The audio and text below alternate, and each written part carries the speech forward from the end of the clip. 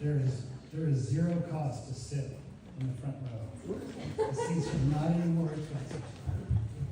If there's no cost, how about payment? Payment, oh! Yeah, I really want to move the podium actually a lot closer so everybody looks so good. We're going to start in a couple of minutes. Oh, they come from the last row to first. Because you should not allow that. I so appreciate that. Flip the consultation. I feel like this side's empty and they get all the.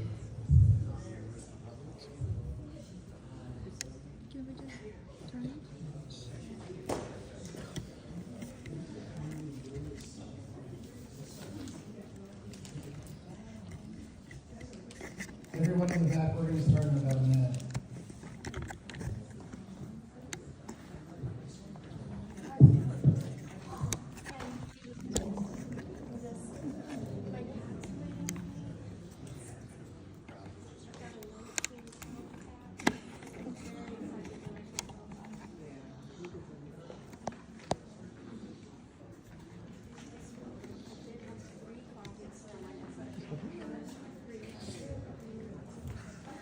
While we get started, I just want to see a show of hands. How many people other than Greg Mello came from out of state? Greg, are you the only one? Oh, we got a few over here. Excellent. Well, I'm from out of state and just everyone's been so lovely, so thank you all. So it's really a great area. I've never been here before. Welcome. I live in Colorado, so and Great place. I love this. Yeah. Okay, so we're going to get started. If everyone can grab a seat, there's just a few people in the back there.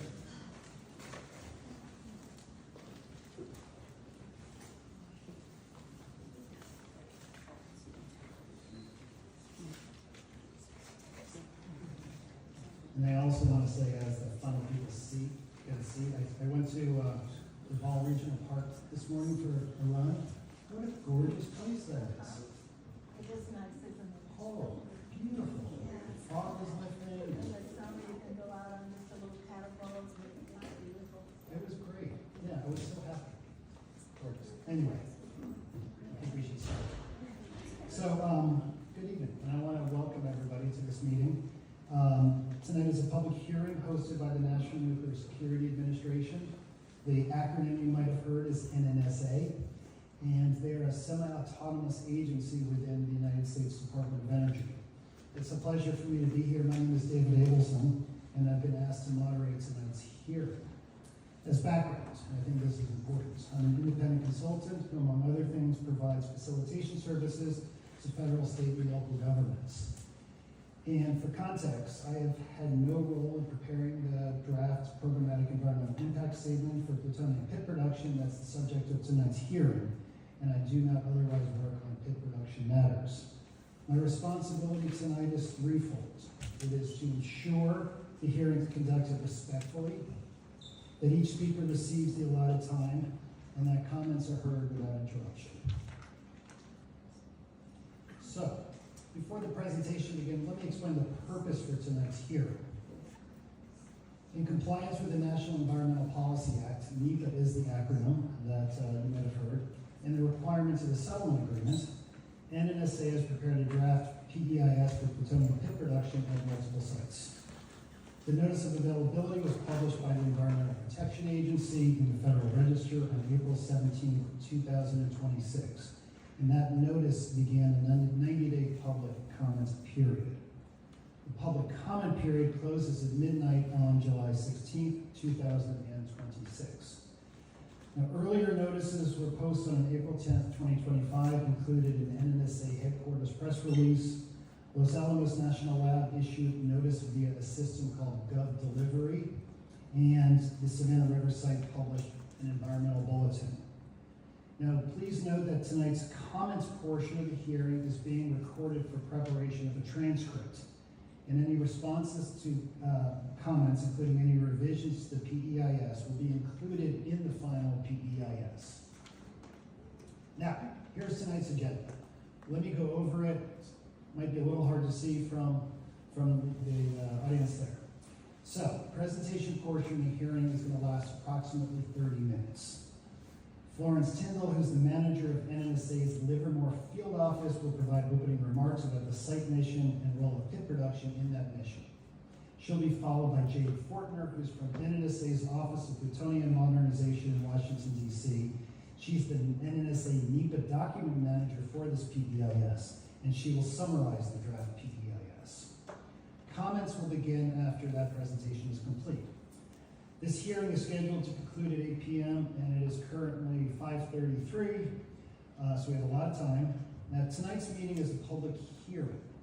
Its purpose is for NNSA to summarize the draft PEIS and to hear your comments. And as a public hearing, there is no question and answer session.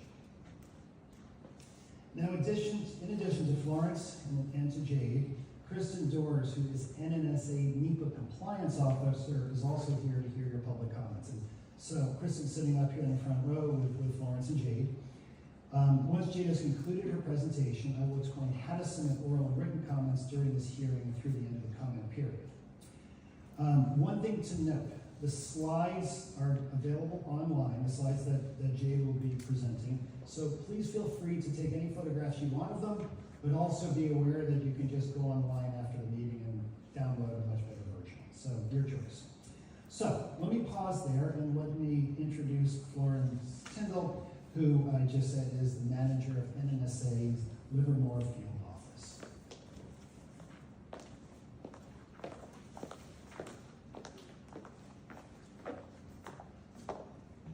Thank you, David. Good evening. So hello, and thank you all for joining us here in Livermore, California for this hearing on the draft pit production PEIS. I'm Florence Tyndall. As David mentioned, I am the Livermore Field Office Manager for NNSA's Livermore Field Office.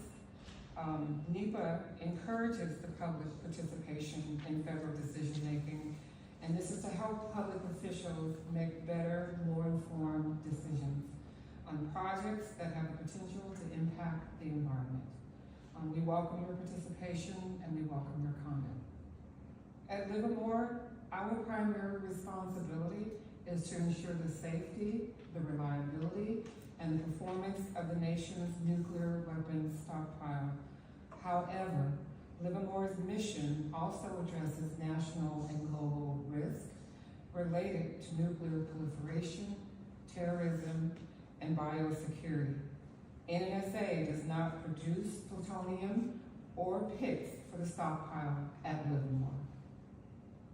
The laboratory designs the nuclear explosive packages and certifies warheads.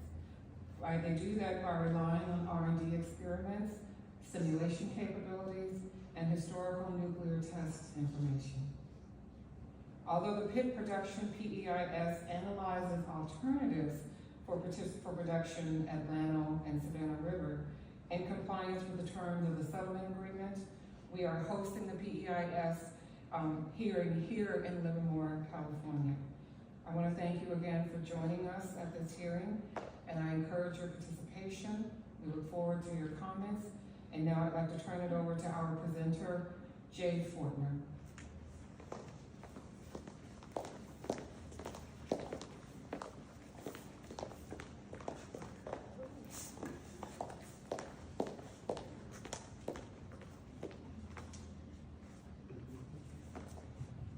Hey everyone. If at any point I have to reach down for my water, I'm sorry, I can't fit it up here. So thank you, Florence, for the introduction, and welcome to this meeting for the draft pit production PEIS. My name is Jade Fortner, and I'm joined today by Kristen Doors and others in NNSA that provided guidance during the NEPA process and independently evaluated the document and coordinated its review with other federal officials. This interaction included DOE's Office of Environmental Management and other NNSA offices across the complex. Your input and comments on the draft PEIS will be considered by NNSA and will allow us to improve the description and analysis of alternatives, as well as their potential impacts in the final PEIS. On the next slide, I will explain what NEPA evaluations have previously addressed pit production and why NNSA has prepared this programmatic PEIS. From 1952 to 1989, plutonium pits for the nuclear weapons stockpile were manufactured at the Rocky Flats plant in Golden, Colorado.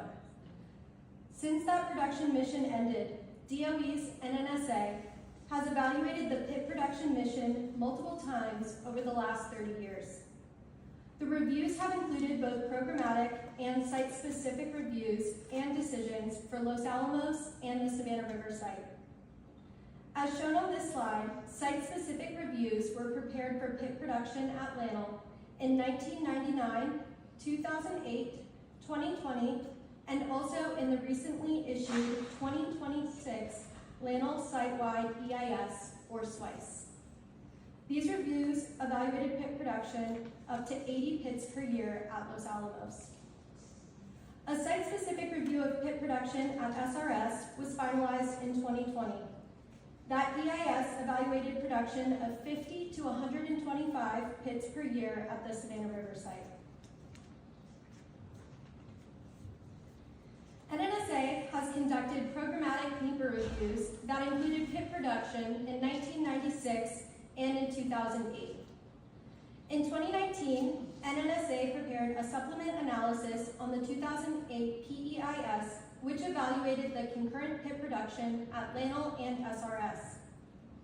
In 2020, NNSA published amended Programmatic Records of Decision, or RODs, on the supplemental PEIS that decided to produce 30 pits per year at Lanel and 50 pits per year at SRS. They also published site-specific RODs for Lanel and SRS. After the publication of the 2020 RODs, plaintiffs litigated NNSA's decisions. The result of this litigation was a settlement agreement, which was signed in early 2025 and precipitated the preparation of this PEIS document. The settlement agreement includes several stipulations that are relevant to the PEIS currently under development. These include a 45-day scoping period after the last scoping meeting is completed.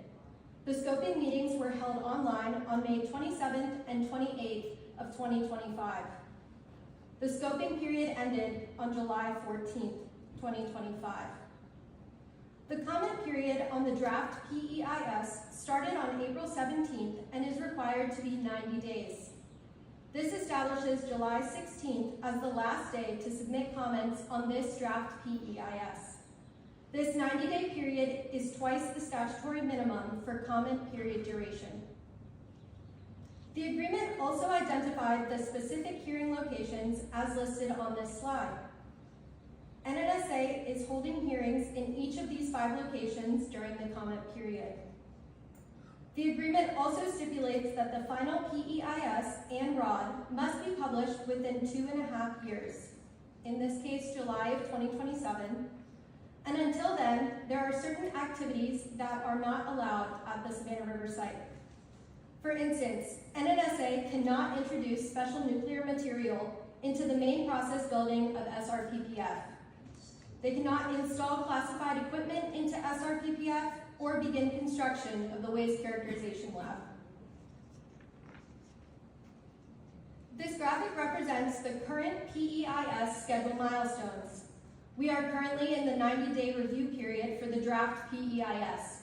NNSA plans to publish the final PEIS and ROD in early 2027 ahead of the July deadline.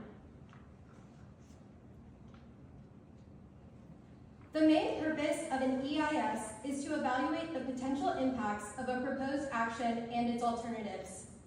The proposed action in this PEIS is to produce plutonium pits at required quantities to meet national security requirements. These requirements can be found in 50 United States Code 2538A and currently state that NNSA should demonstrate the ability to produce 80 pits per year by 2030. The statute also specifically identifies SRPPF and Lanel's PF4 as locations for production. The alternatives include a no-action alternative, which limits production to Lanel, but allows for continued construction at SRS. Multi-site production alternative, and a single-site production alternative, which evaluates potential future decisions to limit production to only LANL or SRS, but not both. Consideration of pit production at sites other than LANL or the Savannah River site are not a reasonable alternative because they would be contrary to the current statute and could not be achieved within the congressionally mandated schedule. The PEIS presents potential impacts for an analytical period of 50 years. LANL is one of 3 national security laboratories with responsibility for assessing the safety, security, and reliability of the U.S. nuclear weapons stockpile. The U.S. government has been operating at this site since 1943. The laboratory employs over 16,000 people, has an annual budget over $4 billion, and occupies about 40 square miles. This graphic is an aerial photo of a portion of the TA-55. The large building in the center is PF4, where the majority of pit production operations take place. The multi-story building in the upper right corner is the Radiological Laboratory Utility Office Building, also referred to as RULOB, which also supports pit production. NNSA recently published the 2026 LANL SWICE. All of the actions included in the no action alternative of this pit production PEIS related to LANL were already evaluated in the SWICE and included in the LANL SWICE record of decision. Pit production is only a subset of the activities evaluated in the LANL SWICE. Some examples of pit production related activities that will be implemented at LANL include the production of 30 pits per year with a surge capacity to 80, construction of office buildings, security facilities, cafeterias, roads and parking, and additional transuranic waste staging areas.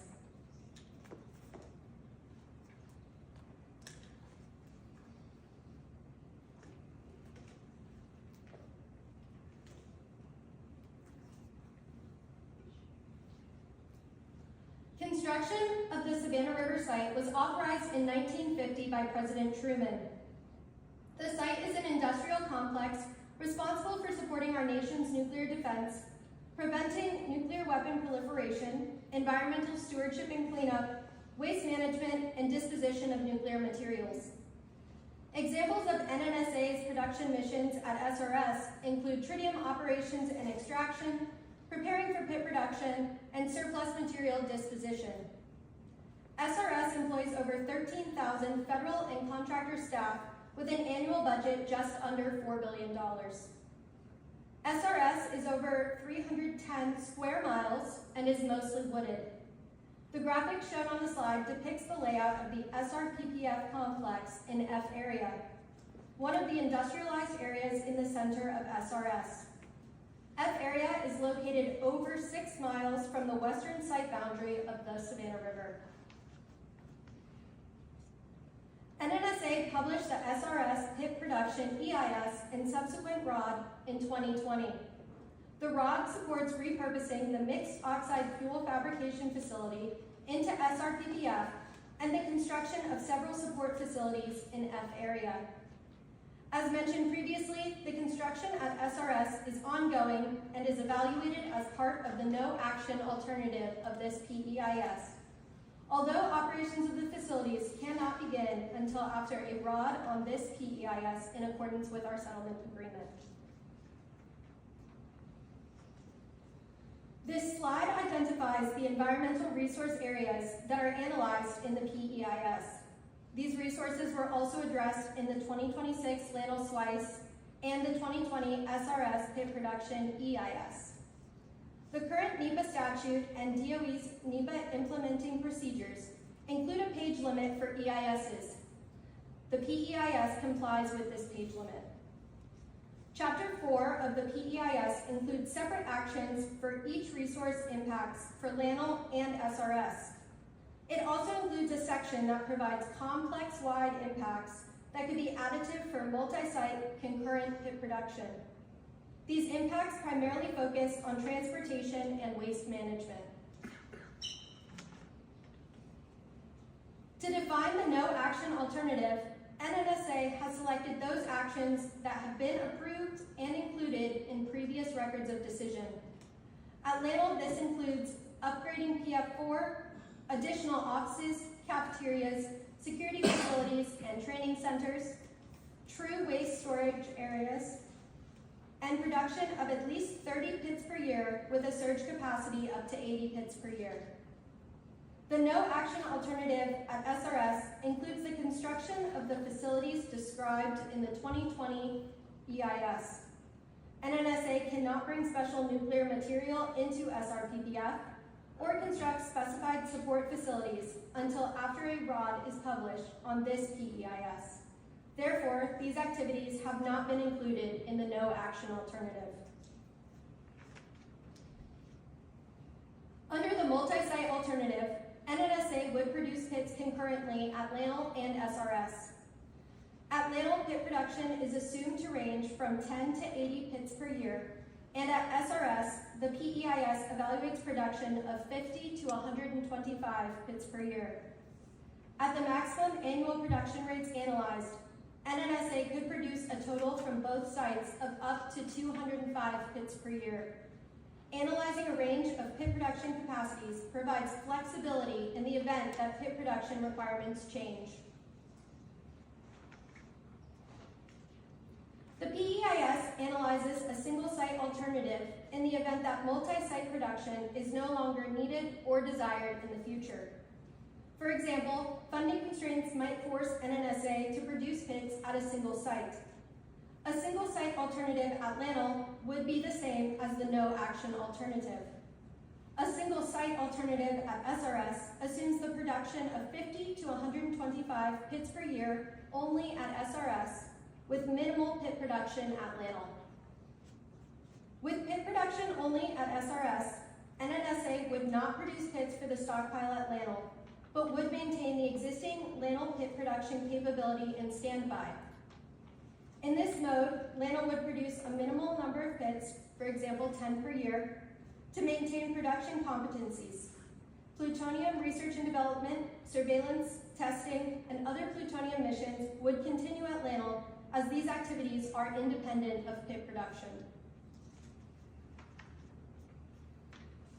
Last year, NNSA established specialized teams to evaluate aspects of the pit production process at SRS and Lanel to identify potential enhancements that could provide improvement to the overall pit production mission. As an outcome of these reviews and other NNSA considerations, there are opportunities for enhancements that NNSA is considering for future implementation at one or both sites. Descriptions of these enhancements are provided in section 2.7 of the PEIS. Each of the resource impact area sections in chapter 4 include a discussion of how these enhancements could change the impacts of the proposed action, if at all. Some examples include increasing the plutonium inventory limit at Lanel's RULOB to allow for some activities currently performed at the Chemistry and Metallurgy Research Building to instead be performed in TA55, use commercially available mobile waste compactors at Lanel or SRS to size reduce true waste before sending it to WIP, and using the glove box and facilities in the Savannah River Site's K area that were initially planned for surplus plutonium disposition to supplement capabilities at SRPPF for preparing purified plutonium.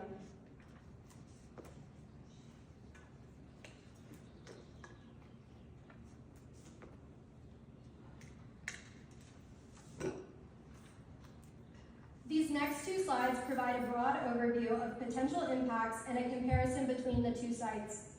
A tabular comparison of each alternative by site by resource area can be found in section 2.9 of volume 1, as well as the summary of the PEIS.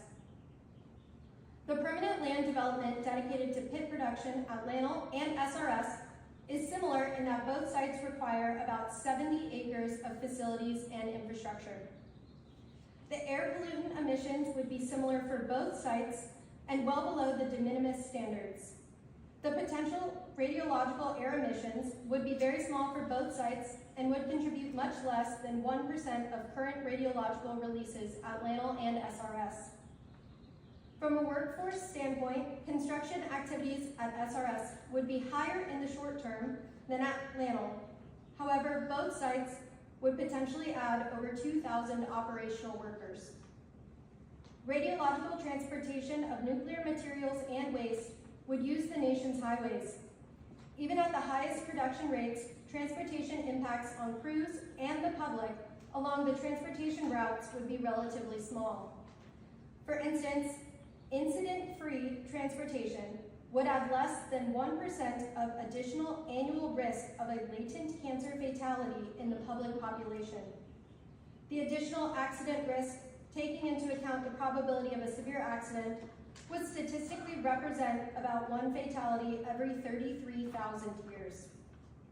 For comparison, there would be about 0.06 potential traffic fatalities per year from non-radiological accidents, or roughly 1 every 17 years. This slide presents the estimates for radiological waste volumes generated for the range of production capacities. Most low-level waste from LANL would be disposed of at the Nevada National Security Site. Most low-level waste from SRS would be disposed of on-site in E area. Adequate capacity exists at both of these locations.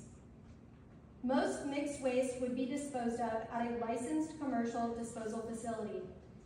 Again, there is adequate capacity for this waste.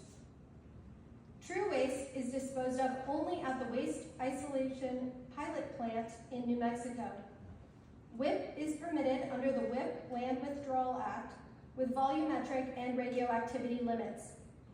DOE's Office of Environmental Management operates WIP and reports annually on the amount of true waste projected to be disposed of.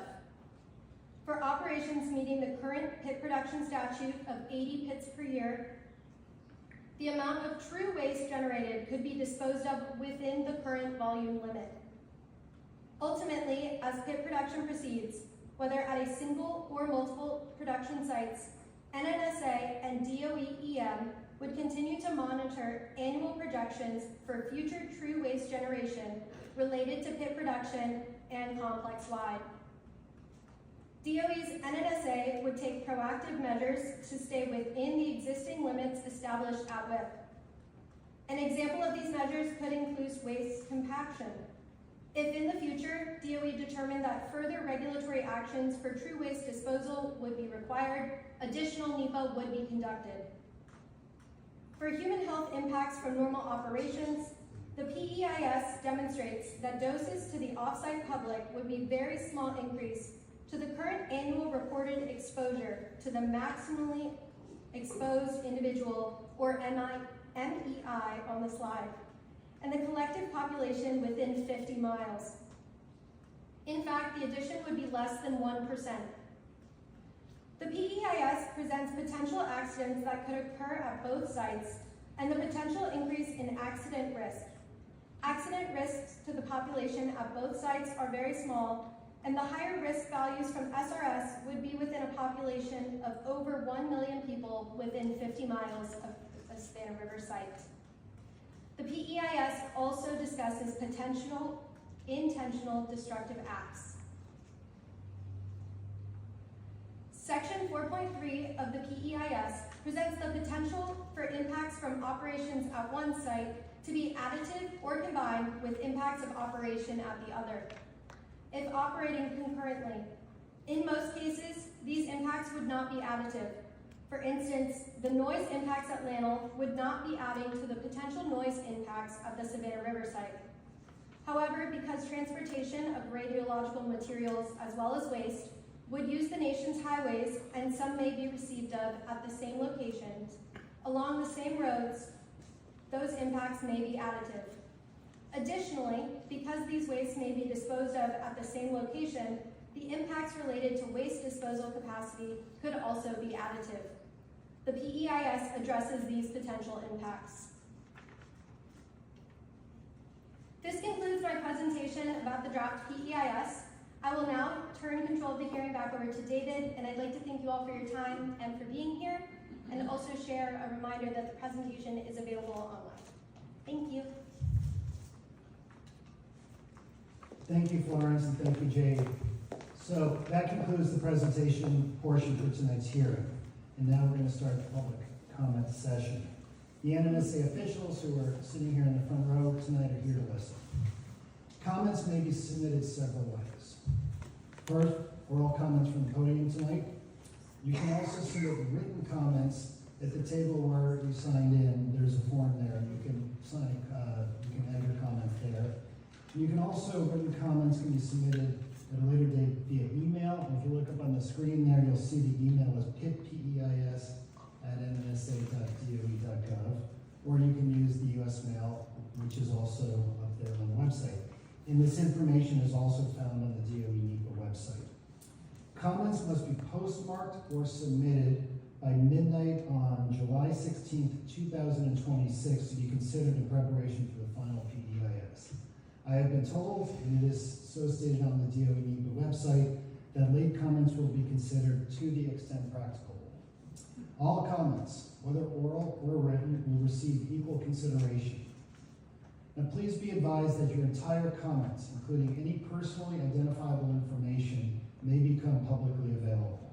So what's that? That's your name, where you live, etc. If you would like NNSA to withhold your name or other identifying information, please state that request at the beginning of your comments. Anonymous comments may be submitted. Now, if you attended tonight's open house, please note that conversations during the open house were not recorded and are not part of the formal record. So if you want those views considered, please restate them tonight or submit them in writing. So, let me explain how the oral comment process will work. First of all, you must sign up at the registration table, and then staff will provide me with a speaker list. To allow time for as many speakers as possible, oral comments tonight are limited to 3 minutes per speaker. Comments are individual comments, time may not be transferred, and time may not be shared.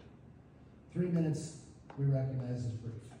So NNSA encourages detailed comments should be submitted in writing so that the full record reflects your views.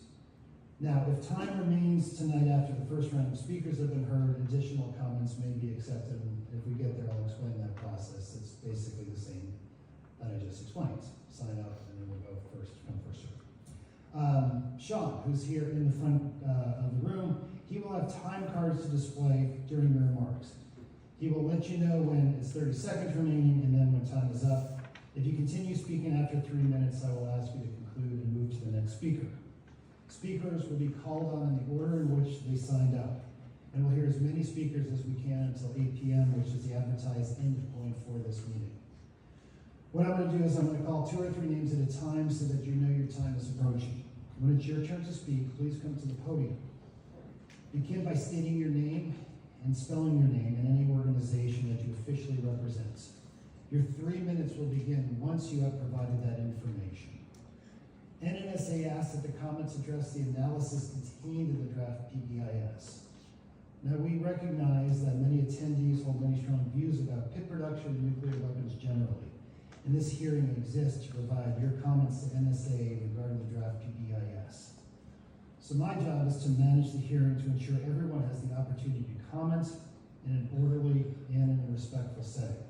So really my job is sort of our collective job. So, let's begin the formal comment process.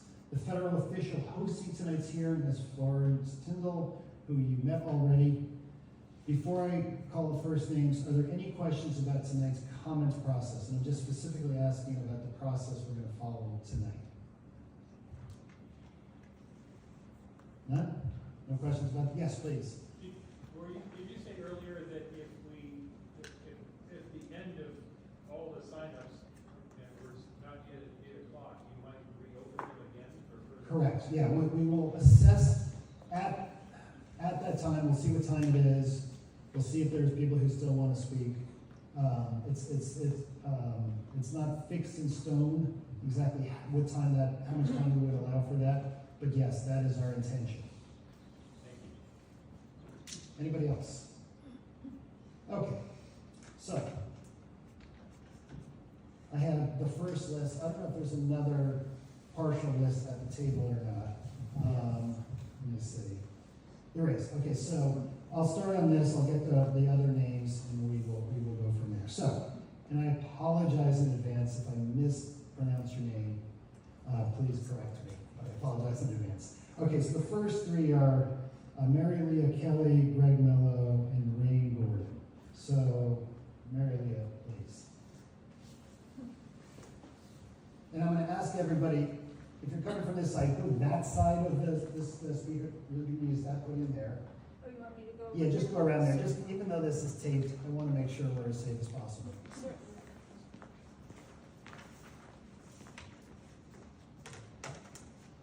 Happy to. Hi, I'm Mary Leah Kelly, that's Maryliakelley. I've been a Livermore resident since 1976 and co-founder in 1983 of Tri-Valley Communities Against a Radioactive Environment, or Tri-Valley Cares. As the group's first executive director and its current senior advisor, I have 43 years of experience monitoring the Livermore Lab's nuclear weapons programs, including its plutonium activities. The draft Programmatic environmental impact statement is deficient.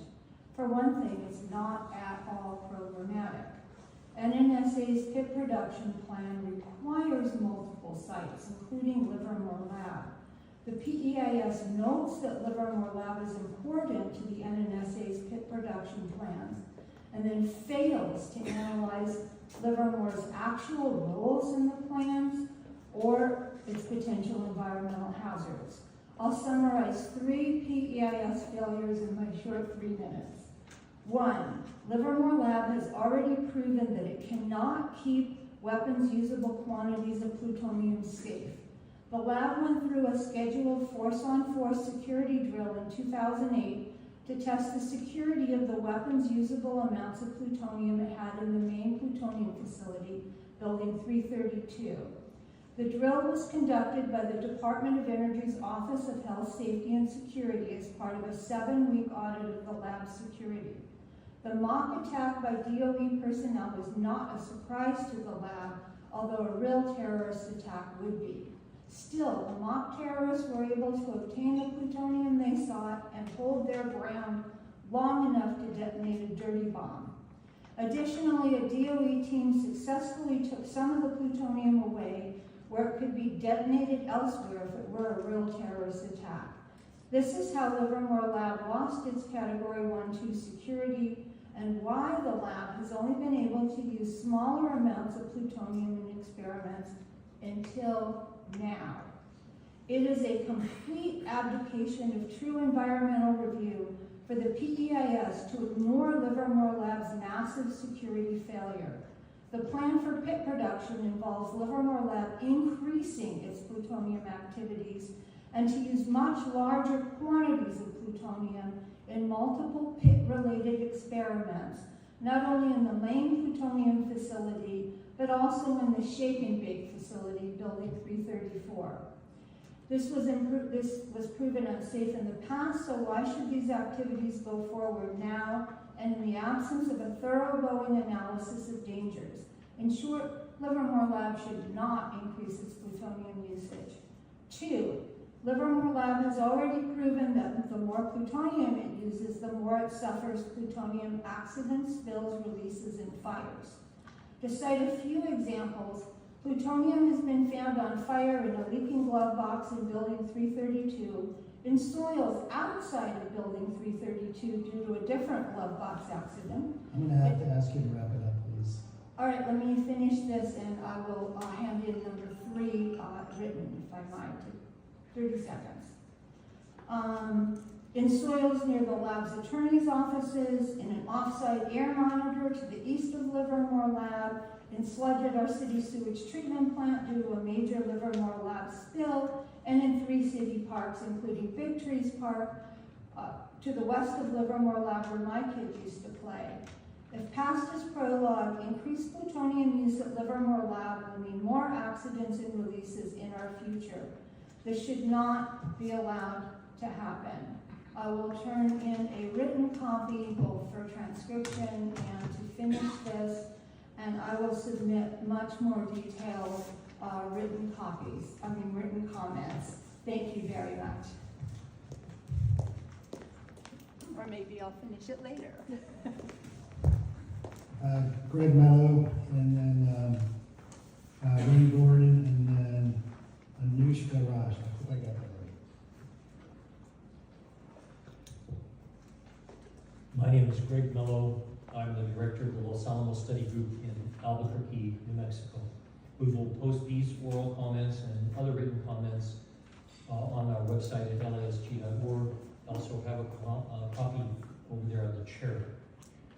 I have come to speak in favor of the SRS single site alternative, or alternatively, the capability-based minimum production variant of the multiple sites alternative, which is nearly equivalent.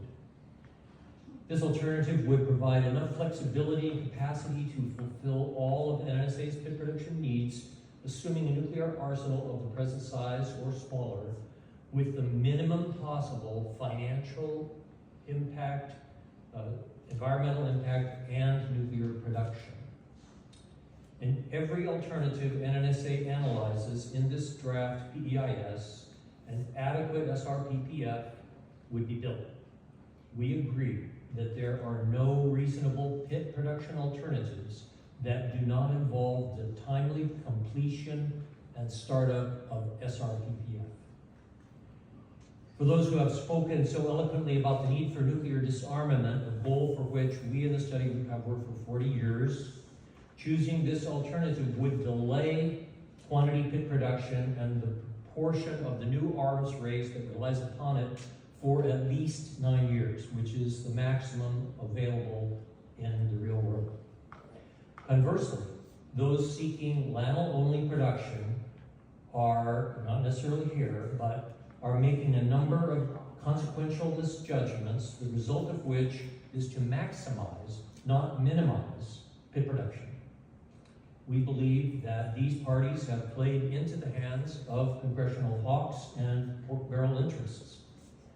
Pit production at LANL for the W87-1 is particularly valuable to the Livermore nuclear weapons program. And I should say that people in the White House said that's the reason for the whole thing at all.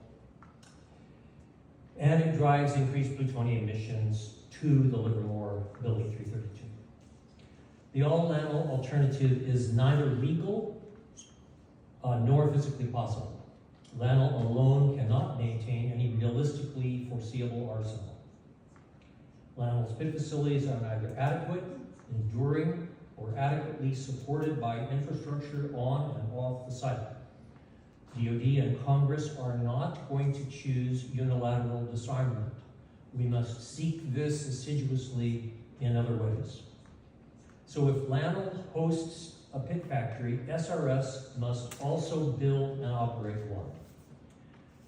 Also, if LANL hosts a factory, that factory is going to need help from Livermore Superblock because there's not enough room without exporting some of the work to other sites, including also the device assembly facility in Nevada and possibly the K area at Savannah River. In the remaining seconds, I want to say, considerations of pit aging and pit reuse do not enter into the decision of whether or not to complete SRPPF construction, which must be completed to create an enduring adequate pit production facility for any foreseeable arsenal size. Although the important considerations of pit aging and pit reuse do figure into whether we need to have pit production right now, which we don't. Thank you very much.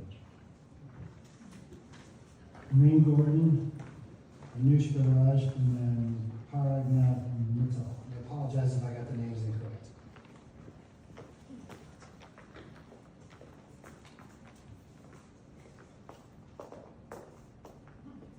I realize that people are coming up here and they're seeing these for the first time. So this is the one saying 30 seconds, and this is the one saying time is up. So just so you don't see it for the first time as you're trying to speak. Good afternoon. My name is Ray Morden, and I'm the Staff Attorney Fellow at Tri-Valley Cares here in Livermore, California. Having grown up in Los Angeles, the road trips up to the Bay Area were some of my favorite childhood memories. Now, as an adult who's lucky enough to live in San Francisco and work in Livermore, I can't help but look back on those childhood memories through a stained lens. I can no longer think of the drive through Central Valley with the innocence that I once did, because I now know that I was sharing those wide open roads with trucks full of nuclear materials and waste. The United States already has a stockpile of enough nuclear warheads to decimate the entire human race, and despite knowing the dangers associated with nuclear weapons production, we continue to clamor about how we need more. Even now, instead of doing everything in its power to minimize risks to workers and to the public connected to new plutonium pit production, the NNSA has instead presented us with a PEIS that fails to provide any avenue for relief from increased plutonium activities whatsoever. Every alternative analyzed in the PEIS would increase plutonium-related work across the nuclear weapons complex in some capacity. Even the misleadingly labeled no action alternative, which quite literally says no action in its name, includes expansion of pit production activities and plutonium operations at Los Alamos National Laboratory and the Savannah River Site complex. Given that the NNSA sends radioactive waste, plutonium pits, and plutonium pit-related materials to Lawrence Livermore Lab, an increase in plutonium pit production elsewhere in the DOU-wide complex inevitably means an increase in waste and radioactive materials driving alongside us on their way into Livermore and negatively impacting our communities once they arrive. In other words, the NNSA has failed to analyze any alternative where plutonium throughput at LNL does not increase. Historically, NEPA reviews are expected to present a true no-action alternative. While an agency has discretion with regards to which alternatives it will consider, the consequence of not taking any action must be considered so as to provide a baseline against which every other alternative is measured. The ability to compare and contrast between what action and non-action look like is at the heart of the EIS process. As of now, we cannot fully comprehend the potential impacts associated with this project, given that we have no way of seeing the full picture of what things would look like without the project.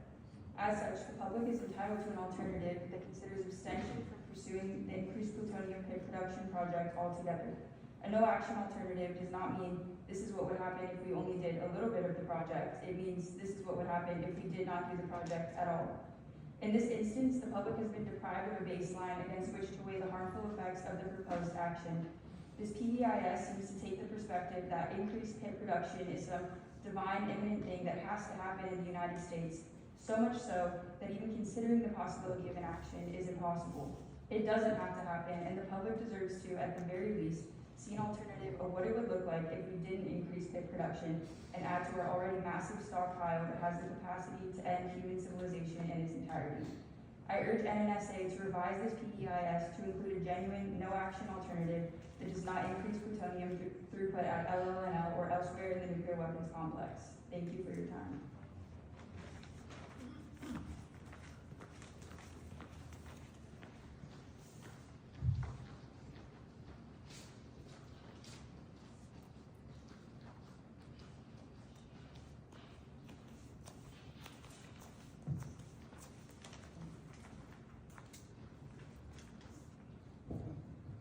My name is Anushka and I'm speaking on behalf of Tri-Valley Cares, where I work as an environmental program director and technical advisor. Tri-Valley Cares has spent decades tracking the environmental and public health impacts of the nuclear weapons complex at Livermore Lab. So when we read this draft programmatic environmental impact statement, we are reading it as people whose community has already lived with the consequences of nuclear weapons work. And our concern is simple. This PEIS does not give the public a clear enough picture of what expanded plutonium pit production would actually mean. First, take Livermore Lab.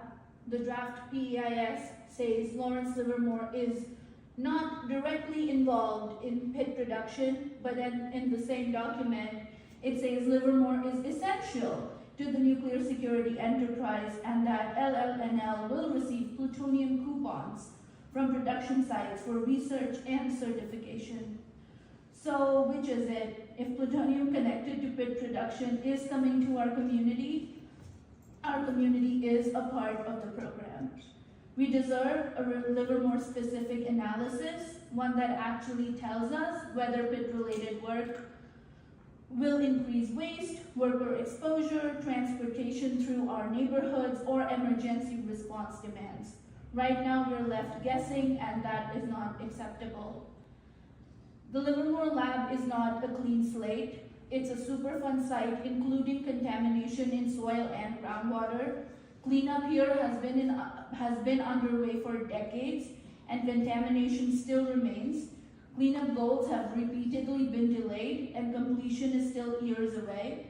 The PEIS needs to analyze what it means to add or increase plutonium-related work at a site where remediation is still unfinished. Could new plutonium-related work generate more waste and complicate existing cleanup? Could an accident, spill, fire, or release extend cleanup timelines? How would new activities be incorporated into existing cleanup planning? We deserve answers before you make a final decision. The PEIS also treats waste too much like a logistical problem. The document reads waste as if it's something that can be packaged, labeled, shipped, and handled somewhere else. But waste is a very central environmental consequence of expanded plutonium pit production. This is not a one-time construction project. The PEIS is analyzing pit production over decades. That means recurring waste streams year after year after year. Each year of production means more contaminated materials, more handling, more transportation, and more burden on workers and communities. Not to mention that sites that accept those wastes will also face the consequences. I will wrap it up by saying that the NNSA can and should not move forward with a final decision until these gaps are filled. A PEIS is supposed to help us understand the consequences before decisions are made, and this draft PEIS is yet to do that. Next up is Paragnad Mittal, followed by Tanvi Cardilli, and then John Burks.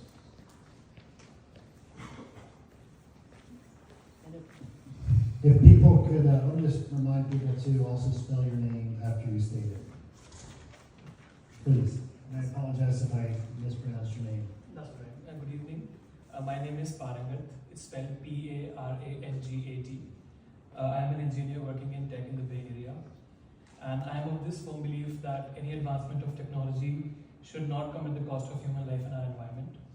On those lines, the draft PEIS statement for plutonium pit production is incomplete and deeply misleading. Firstly, there is no need for such aggressive and expensive efforts to develop new plutonium pits and subsequently new nuclear weapons, especially when this industry has historically caused widespread irreversible environmental damage. As a Bay Area resident living just a short distance from the Lawrence Livermore National Lab, I am very concerned with the local risks this poses. LLNL has a well-documented track record of hazardous fire incidents and has failed basic security and safety audits, as the previous speakers mentioned. Escalating these operations in such a facility is a big gamble with public safety. The PEIS downplays the lab's involvement by claiming that it is not a primary pit production facility, while simultaneously admitting that the lab is vital for the program through some plutonium coupons for R&D. What are these coupons? How will the lab receive these coupons? Will the plutonium be transported through the interstate freeways that the thousands of commuters like myself frequent daily? The PEIS does not clarify any of these questions and leaves the public in the dark. Outlining a massive nuclear expansion without an explicit analysis of public risks of transporting weaponized nuclear materials through these densely populated areas is highly irresponsible act. Finally, this health impact analysis is fundamentally flawed. The maximally exposed individual, or MEI, is a hypothetical simulated concept which is not at all representative of the actual community members who will bear the risks this plan poses. As an engineer, it deeply pains me that even today, after so much progress in equity and inclusion, this draft safety analysis fails to address actual human diversity. It is well documented and established that different social groups have different health risks. The risks faced by children, pregnant women, the elderly, indigenous people, or chronically ill patients are much more severe than the risks faced by a mathematical model of a human. We as community members of the Bay Area deserve an honest and comprehensive evaluation that prioritizes human lives over forced political agendas. The final impact statement should quantify Lawrence Livermore Lab's involvement in this rampant nuclear pit production, document and put on record the transport and storage plans for this material, and conduct an extensive on-ground study of actual human health and the risks this poses. And an essay must really revise the statement as the first step in pit production. Thank you.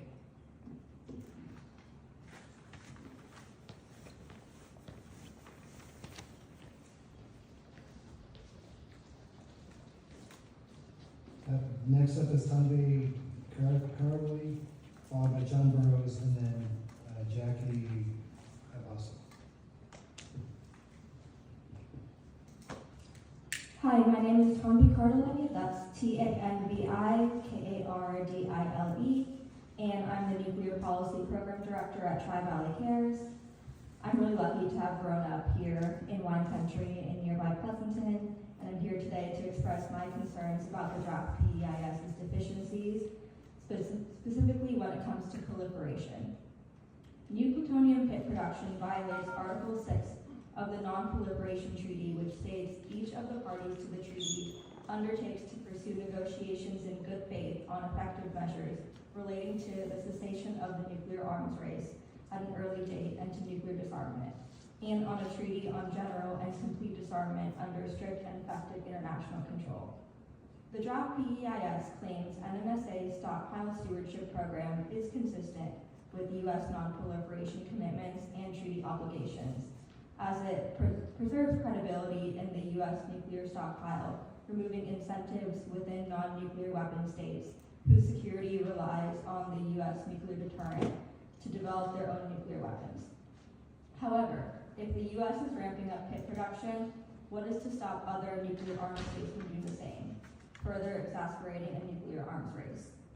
NNSA further claims its mission is to sustain existing stockpile capabilities rather than initiate new weapons programs.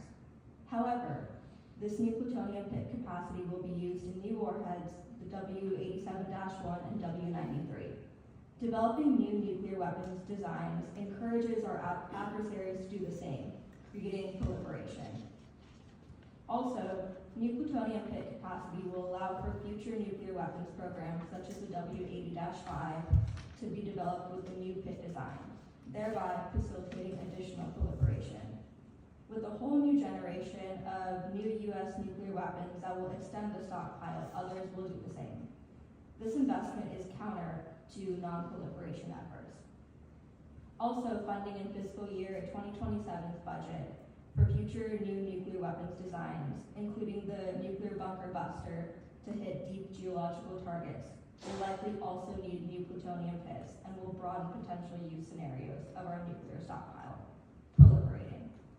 Tri-Valley Cares asked for a proliferation study on plutonium pit production in our scoping comment. There is precedence for the agency undertaking a proliferation study before NNSA moves forward with a potentially proliferation-provoking project. In 1995, when the agency was moving forward with plans to build the National Ignition Facility, NIF, at Alamella, a congressman requested a proliferation report be completed by the DOE to resolve the question of whether NIF would aid or hinder U.S. non-proliferation efforts before proceeding with budgetary commitments. Both technical and policy aspects were addressed, and public participation was part of the decision process. A similar proliferation study should therefore be completed for this project and included in the final PEIS. Due to these concerns, I don't believe the draft adequately analyzes proliferation, and therefore they should do this proliferation analysis and adequately do more analysis in the final. Thank you.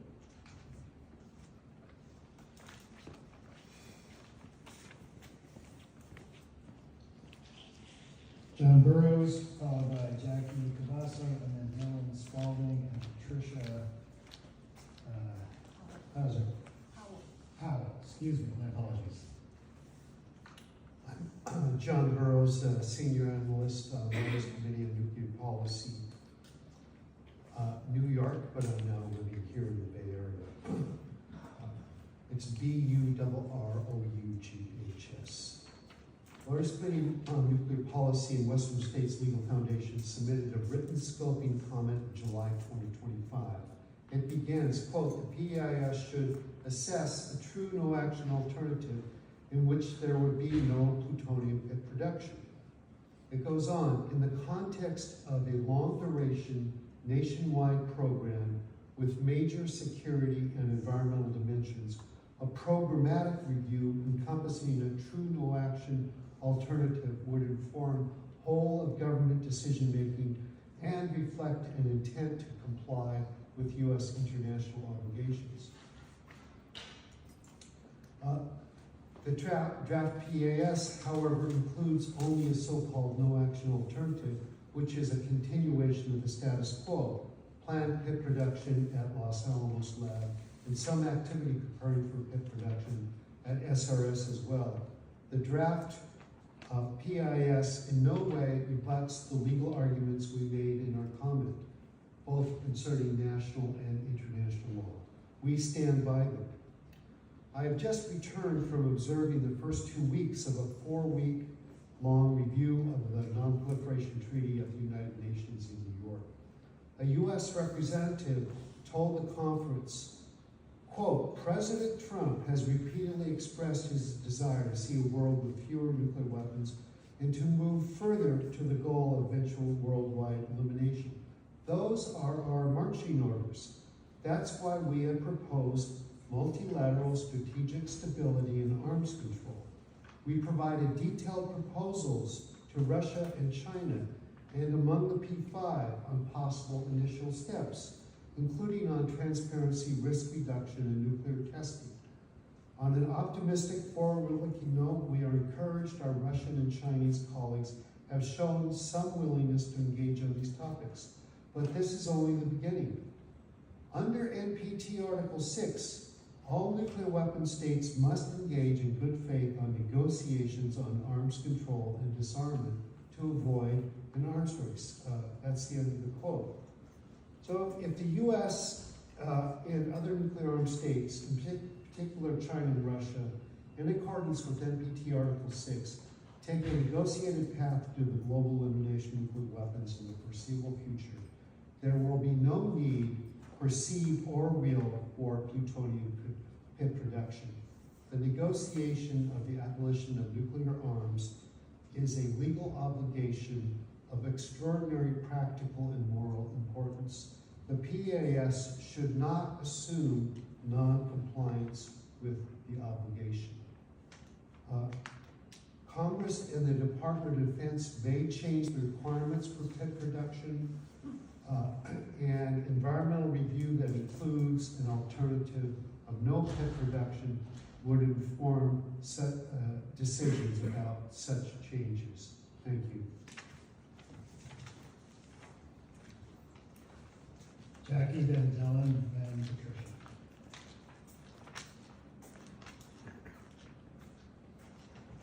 Thank you. My name is Jackie Cavasso, Jackie-Cabasso. I'm the Executive Director of Western States Legal Foundation. We are very disappointed that the NNSA did not respond to our scoping comments calling for consideration of a true no-action alternative based on U.S. obligations under international law. I also have just returned from the first 2 weeks of the month-long 5-year Nuclear Non-Proliferation Treaty Review Conference at the United Nations in New York. There, while accusing Russia, China, and Iran of violating the treaty, the head of the U.S. delegation declared, quote, Article 6 of the treaty is unambiguous. It obligates all NPT states parties, including all 5 nuclear weapon states, to pursue negotiations in good faith on effective measures relating to nuclear disarmament. This is not a selective obligation. This is not an aspiration. The United States takes this obligation to pursue effective measures seriously. End of quote. Really? Article 6 of the NPT, which entered into force in 1970, provides, quote, each of the parties to the treaty undertakes to pursue negotiations in good faith on effective measures relating to cessation of the nuclear arms race at an early date and to nuclear disarmament, and on a treaty on general and complete disarmament under strict and effective international control. In its 1996 advisory opinion, the International Court of Justice interpreted Article 6 stating, quote, "The legal import of that obligation goes beyond that of a mere obligation of conduct.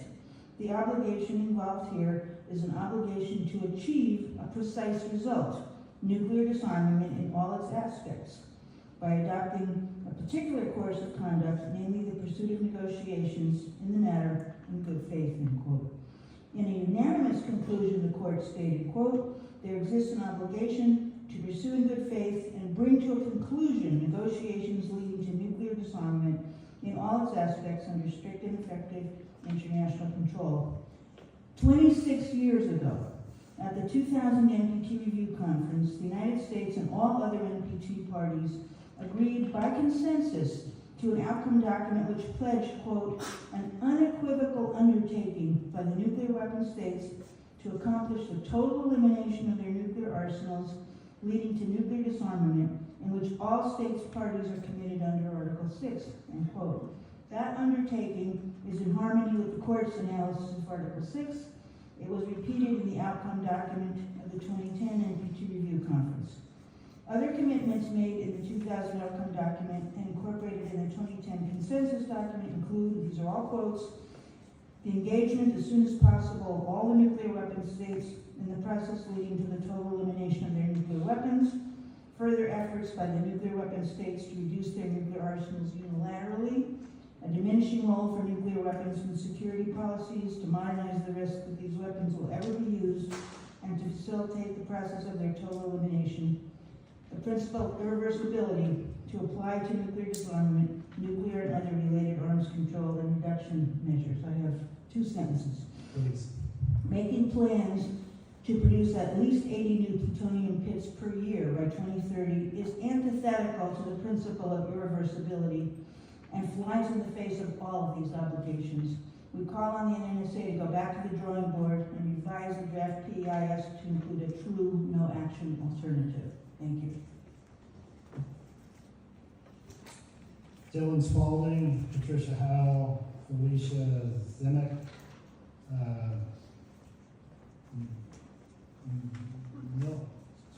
Dugo. I apologize, I can't quite read that. So, please. Thank you. My name is Dylan Spalding, D-Y-L-A-N-S-P-A-U-L-D-I-N-G, and I'm a senior scientist in the Global Security Program at the Union of Concerned Scientists. I'm also the author of a 2025 report on plutonium pit production, which analyzes the drivers behind this program and the associated risks. I also happen to have done my PhD in material science related to stockpile stewardship here at Livermore. The Union of Concerned Scientists opposes pit production for new nuclear weapons and calls for plutonium missions at the national laboratories to be limited to what is required for stockpile surveillance, further studies of plutonium aging, and to maintain the safety of the existing stockpile. Current plans for a sweeping overhaul of the entire U.S. nuclear triad come at a time of unprecedented global tension, and in fact decrease rather than bolster U.S. national security. The current program to produce new pits is frequently justified by claims that it's necessary to replace aging components in the stockpile, including in this PEIS. However, new pits are not to life extend existing warheads. They are to furnish the first all-new warheads planned for production since the end of the Cold War. The Union of Concerned Scientists does not believe that plutonium aging is a viable motivation for the current plans based on available unclassified literature. And indeed, Lawrence Livermore's own data provides some of the most compelling evidence that plutonium in the stockpile is aging gracefully, to use their own terminology. The U.S. currently deploys roughly 1,770 nuclear weapons and maintains almost 2,000 more in strategic reserve. New weapons are not an urgent requirement for U.S. nuclear deterrence. In addition, there are viable alternatives to new pit production, including the reuse of thousands of existing pits from previously disassembled weapons. The PEIS dismisses pit reuse, citing Atomic Energy Defense Act requirements to produce new pits. The NNSA has previously acknowledged that pit reuse is not only viable, but is being pursued for 2 of the newly planned warheads. This would seem to confirm that plutonium aging is not yet a fundamental limitation if existing pits can be redeployed, many of which are likely older than those in the presently deployed stockpile. More specifically, the program outlined in the PEIS is not being shaped by technical requirements, but rather by policy mandates that aim to enable a nearly $2 trillion overhaul of the U.S. nuclear arsenal, while potentially inviting a multipolar arms race by doing so. This is why I echo the concerns of previous speakers in that a true no-action alternative should be included in the final PAS rather than one in which pit production is already built in. This PAS amounts to a retroactive rubber stamp of the plan to supercharge U.S. nuclear production rather than exploring technically feasible alternatives. Importantly, it comes nearly 8 years after significant decisions were made to move ahead with pit production rather than proceeding with federal actions as required by the National Environmental Policy Act. In just the past few months, undoubtedly since this PAS was drafted, the NNSA has expressed plans to further accelerate pit production, potentially doubling the sustained production rate proposed for Lamo, suggesting the agency's ambitions are evolving faster than the analyses that constrain them. The environmental impacts described in the PAS may already therefore be out of date. The result is that communities near affected sites are left to question the adequacy and transparency of this PAS. Many of these communities already bear the burden of existing legacy waste and contamination, which exists at nearly every NNSA site across the complex, and are now being asked to carry an additional burden for a program that is not only dangerous, but presently unnecessary. Thank you.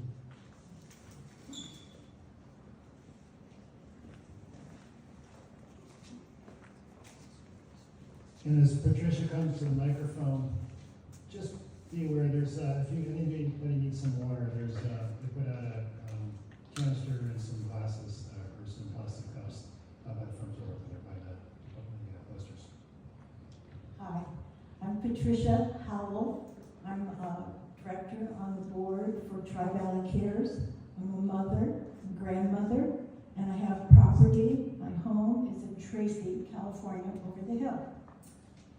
Japanese can, oh, do you want me to spell my name? Patriciahowell.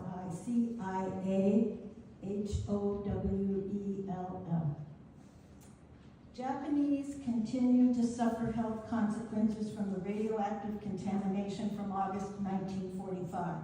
In March of 1979, I watched the 3 Mile Island nuclear reactor meltdown in Pennsylvania.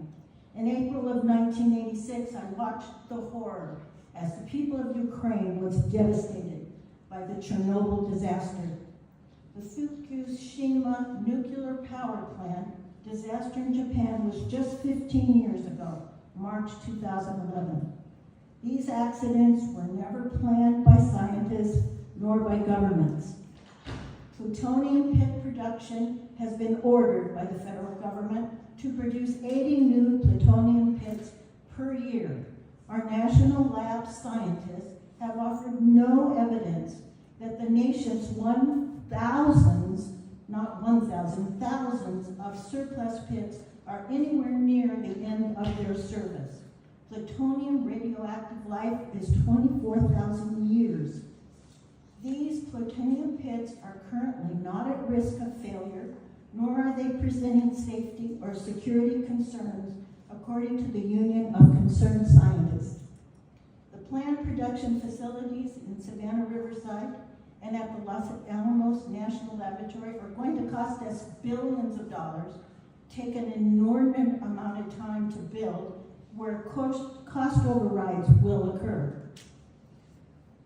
The money could be used to improve and to securely maintain our current nuclear arsenal without adding additional nuclear danger to our lives. The money could be used to continue the remedial work needed for contaminated sites across the U.S. due to previous nuclear activities. Tracy, California, Site 300, Livermore Lab are Superfund sites. At Site 300, large areas of highly contaminated soil remain with no planned remediation available. Right now, trillions of dollars, more than was spent in World War II, are being planned for Pentagon budget. They will include more bombers, more nuclear subs, and more ICBMs that will carry more nuclear weapons. This is money that is not going to our national labs for pioneering cancer treatment, fusion ignition, research, energy, alternatives, high-performing computing, data science, AI. Climate change research has been unbelievably downgraded in upcoming budgets. Livermore Lab is further strengthening its connections to nuclear weapons production, including plutonium manufacturing. The harm that can come from pit production, from transportation of plutonium on our highways, from contamination of water and soil near production sites have not been adequately assessed. The secure, safe storage of plutonium and the increased nuclear waste remain an unsolved environmental problem. Plutonium is extremely radioactive and hazardous to humans. Just inhaling a small particle can cause cancer. Any accident or miscalculation could be disastrous. There's no way to call the production of plutonium pits safe. No way.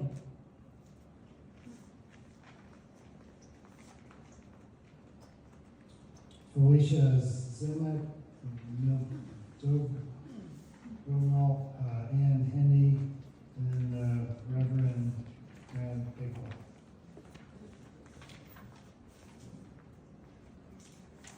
Hello, my name is Felicia Ziomek. I am a member of Tri-Valley Cares, FBLICIA, last name Ziomek, Z-I-O-M-E-K. Good evening, my name is Felicia and I live a mile west of Livermore Lab. I'm very concerned about the safety and well-being of communities and workers affected by increased plutonium pit production. Plutonium and plutonium waste could be transported in and out via nearby highways.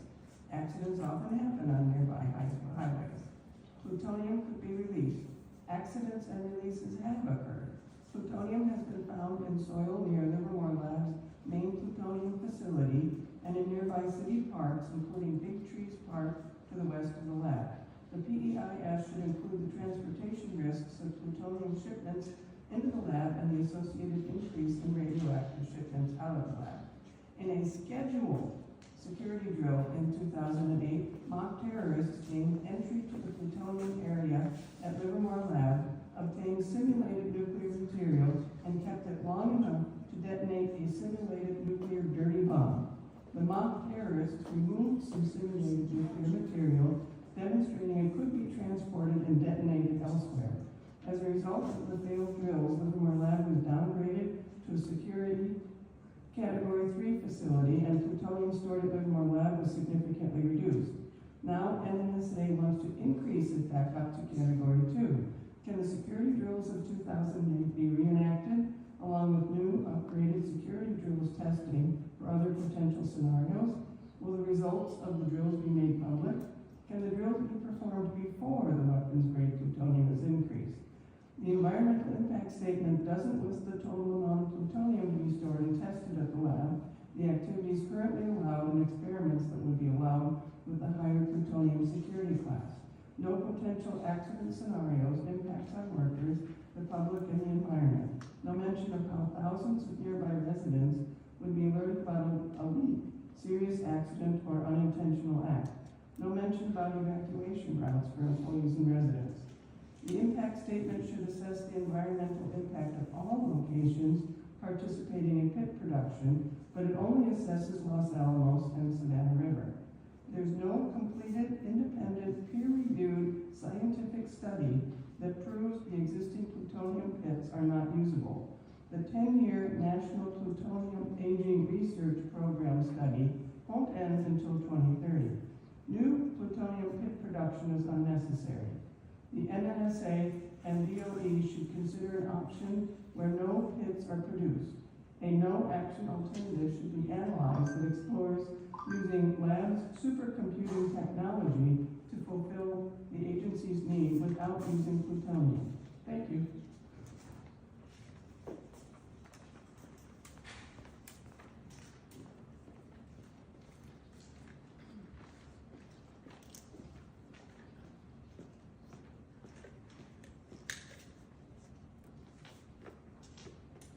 Good afternoon, everyone. My name is Mila Dogal, M-I-L-A-D-O-V-G-A-L, and I'm an intern at Tri-Valley Cares, a nonprofit organization focused on nuclear safety and environmental protection.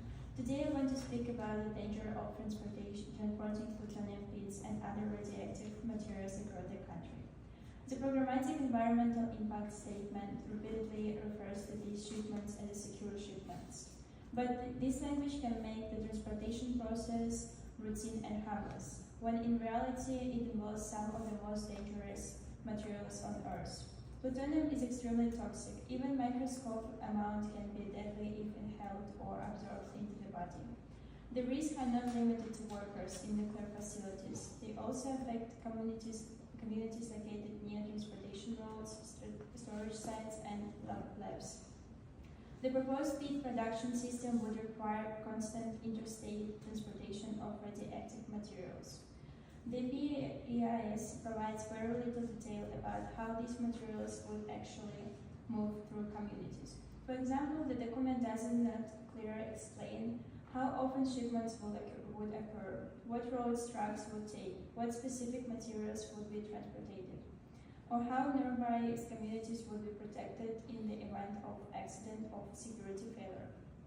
This lack of transparency is especially concerning for communities surrounding Lawrence Livermore National Lab.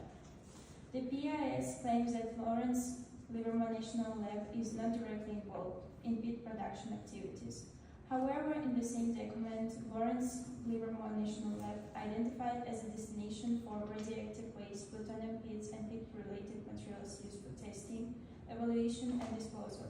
So while the laboratory may not manufacture pits directly, it is still clearly connected to the process.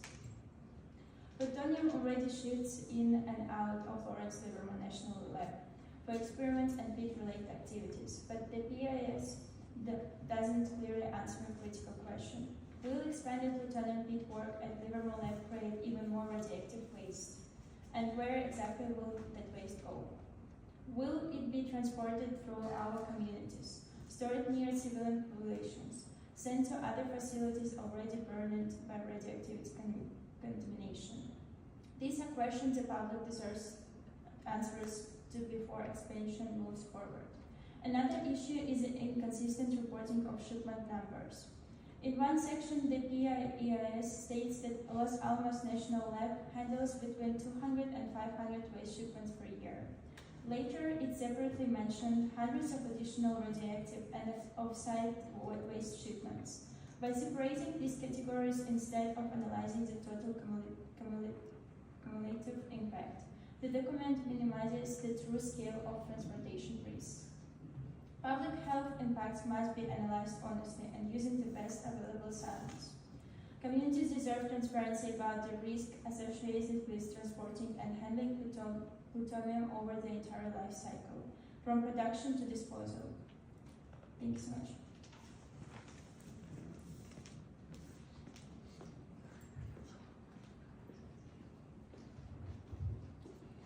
Dan Henny.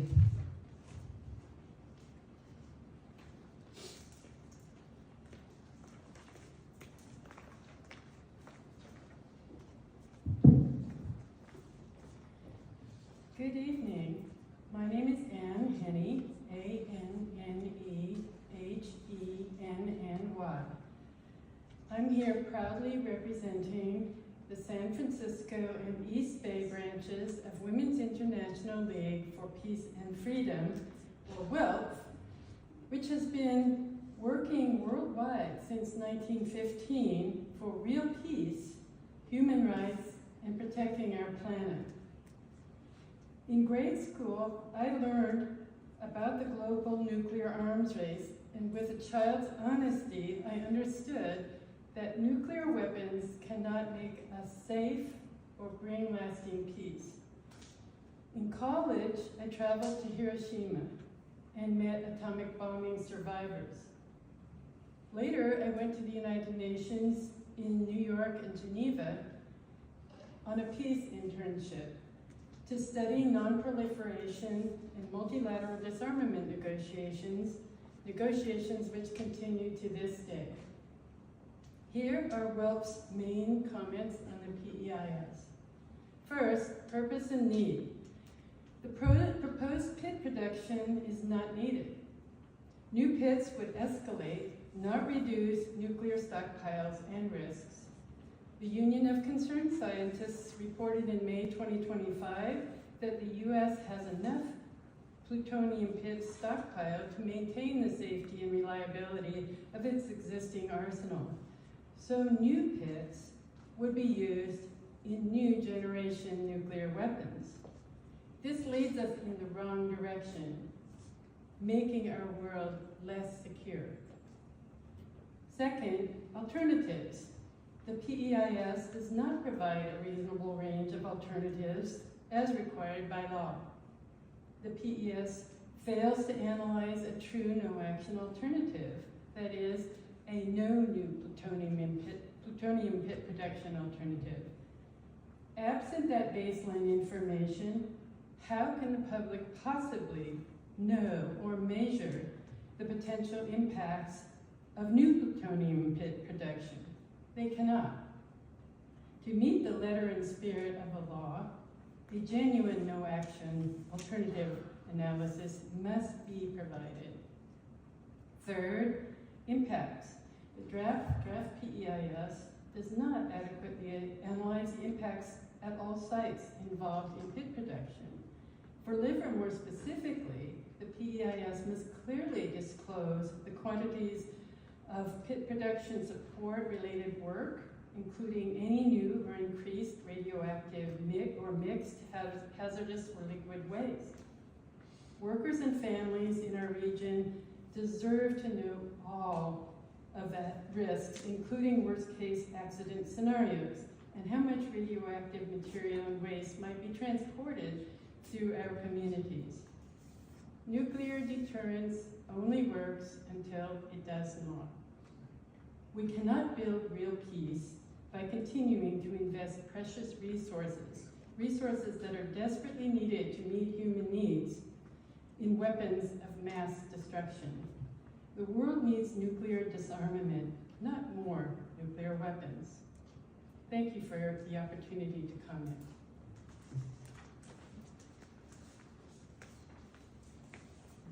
Reverend Bakewell, followed by Scott Yuntz, Mary Kerner, and Riza Mariscano.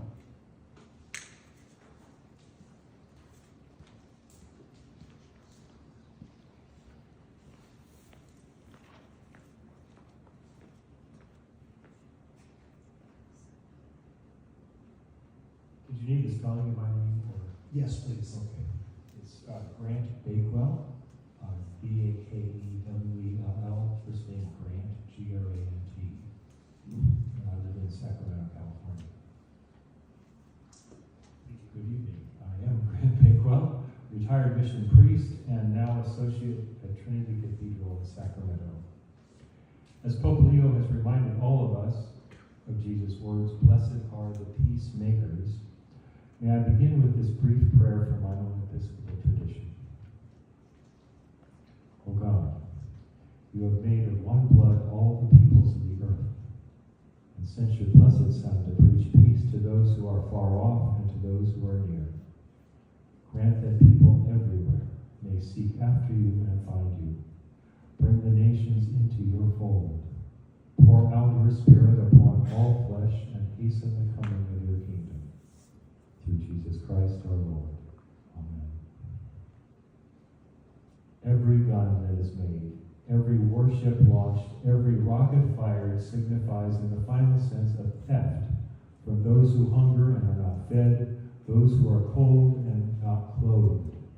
This world of arms is not spending money alone, it is spending the sweat of its laborers, the genius of its scientists, its hopes for the children, our children. We pay for a single destroyer with new homes that could have housed more than 8,000 people. This is not a way of life at all, in any true sense. Under the cloud of threatening war, it is humanity hanging from a cross of iron.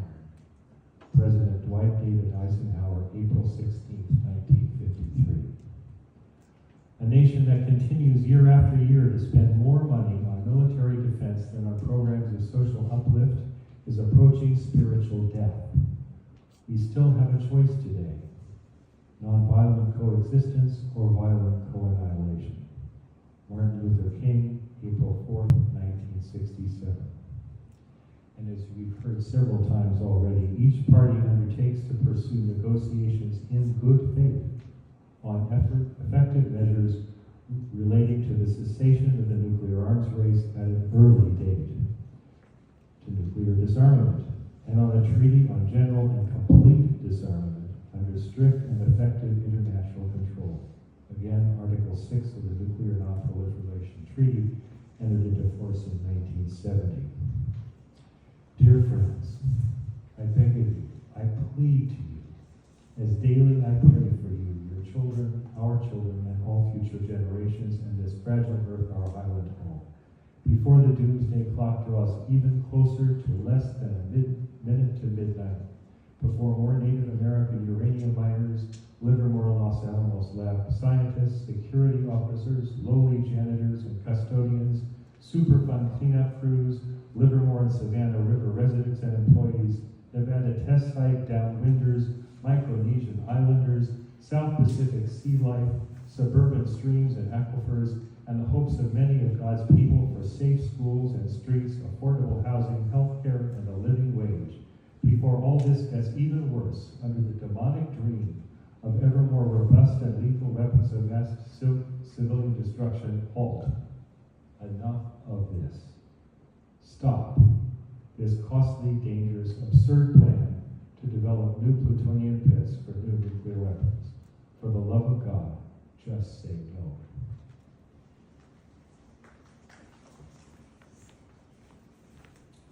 Scott Young, followed by Mary Kerner, and then Masakana.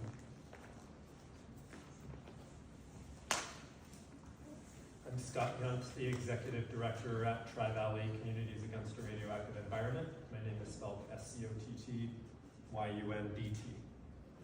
We were a plaintiff in the litigation that resulted in the NNSA's obligation to prepare this PEIS. And we represent over 6,500 members, including hundreds living in close proximity to Livermore Lab. We have actively participated in public comment periods offered on 3 NEPA documents in the last 5 years, in which NNSA could have and should have taken the hard look required by the law at the Enterprise Plutonium Pit support work now actively conducted at the lab, but none of those reviews have done so. The lab has spent $500 million since 2019 on this work, with another $167 million allocated for fiscal year 2027. So while exhausting this community with segregated, overlapping, confusing, and inadequate environmental review documents that appear to predetermine the approved agency's action, the NNSA has failed its basic duty to help the public and directly affected community members understand the purpose and impacts of its proposed actions. Starting in 2022, the lab's site-wide environmental impact statement was supposed to evaluate the impacts of the proposed continued operations of the site for the next 15 years. It proposed increasing the administrative limit for weapons-grade plutonium in Building 235 from its previous allowable limit of 8.4 grams to over 38 grams, an increase of nearly 5 times. This stated purpose and need for this was vague and opaque, leaving it unclear the extent to which it might be for Enterprise plutonium pit support work versus other plutonium experiments like more general plutonium pit aging studies. Despite our requests, the agency refused to provide clarification in the final swipes, stating in response that it did not need to provide a crosswalk. Additionally, they asserted that no change to the security category would be needed, but just 1 year later, on the eve of the new administration coming into power, NNSA released a notice of intent announcing its plan to supplement the site-wide with an environmental impact statement for enhanced plutonium utilization. Why? Because now the lab does want to increase the security category at the site to allow for newly proposed increase to the amount of plutonium allowed in workrooms and at workstations in the superblock, as well as achieving an overall increase in the throughput of plutonium at the site. But again, no clarification to the extent the purpose and need for this action was related to Enterprise plutonium pit support work. Despite its initial promise, the lab has since decided that it does not even need to publicly release a draft of that supplemental EIS due to the Trump Executive Order 14154, which makes doing so optional. So again, the public will not be disclosed the information in a way that allows for input or comment, but will only see the final version without any public process. The draft PEIS here also fails to clearly detail Livermore Lab's plutonium pit-related activities or provide clarity to the public the extent to which the administrative limit increase for the Building 235 analyzed in the SWICE is for plutonium pit production support work. Will the lab be testing plutonium coupons, for example, in its hardened engineering testing facility, where plutonium samples are shocked, shaken, drop tested, and heated to demonstrate how they will perform? We don't know.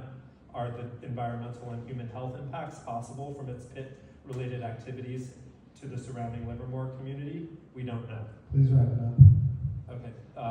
Well, we at Tri-Valley Cares are here to tell you it is risky activity at Livermore. You must analyze it and receive public comments about it and answer our questions with information before you bring that material here. Thanks. Mary Kerner, Liza Maniscano.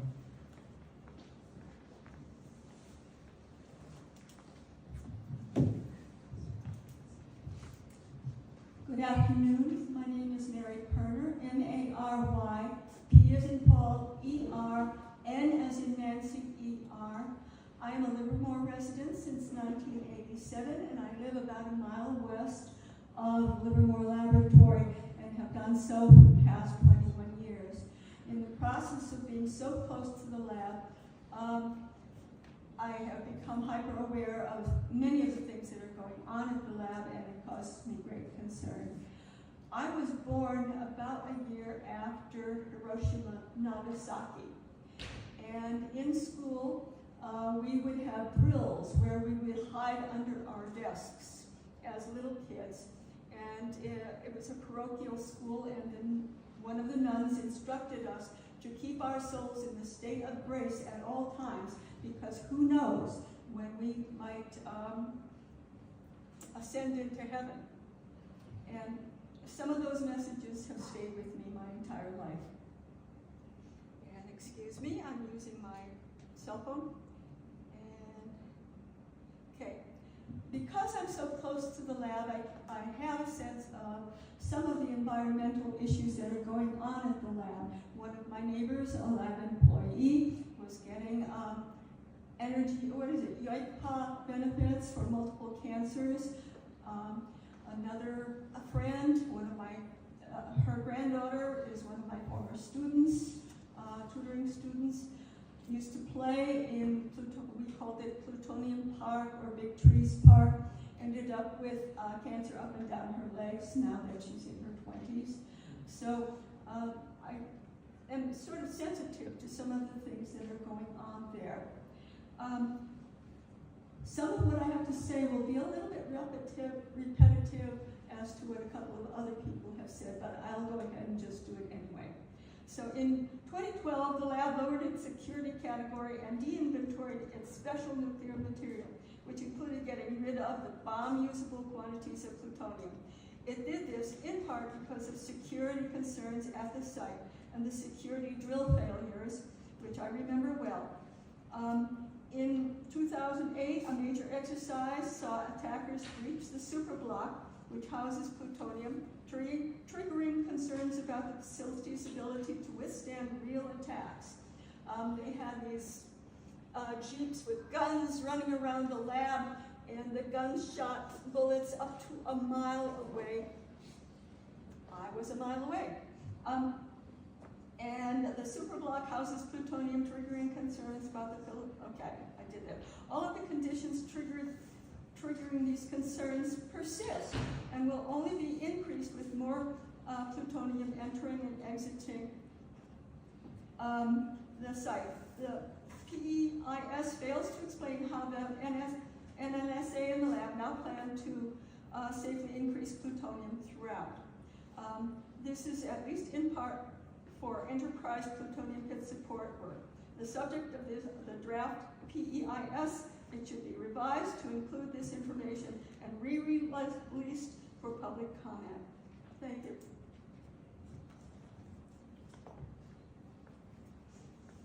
Liza Mariscano, Nuva Mafali, Patricia Olson, and then Donna Cabana.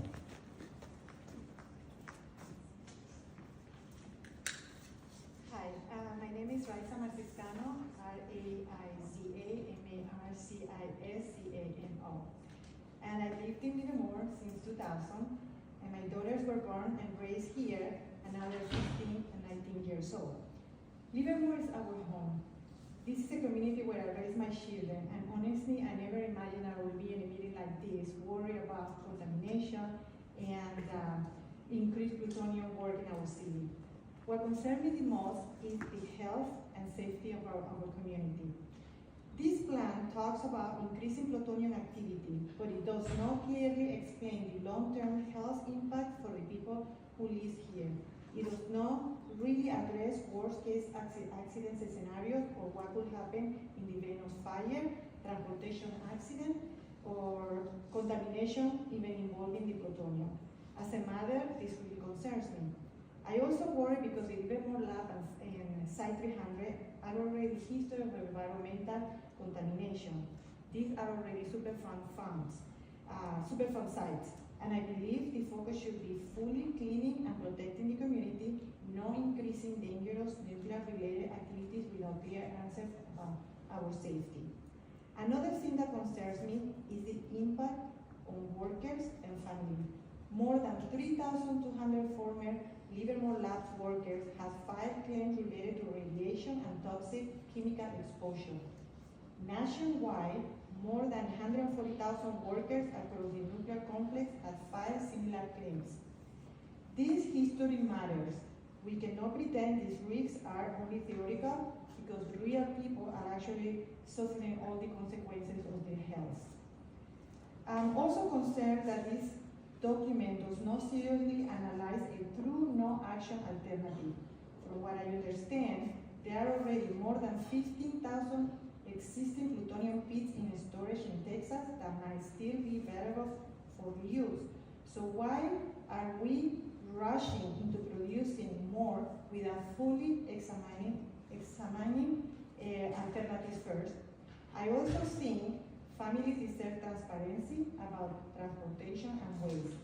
If plutonium-related materials and waste are increasing, people deserve to know what is moving through our communities, what roads are being used, how much waste is being created, and how much public will be protected in the event of an accident. And when health risks are discussed, it impacts children, pregnant women, seniors, outdoor workers, and people with existing health conditions and should be analyzed. These communities are more vulnerable. Livermore families deserve honest answer, transparency, and protection before decisions like this move forward. Thank you.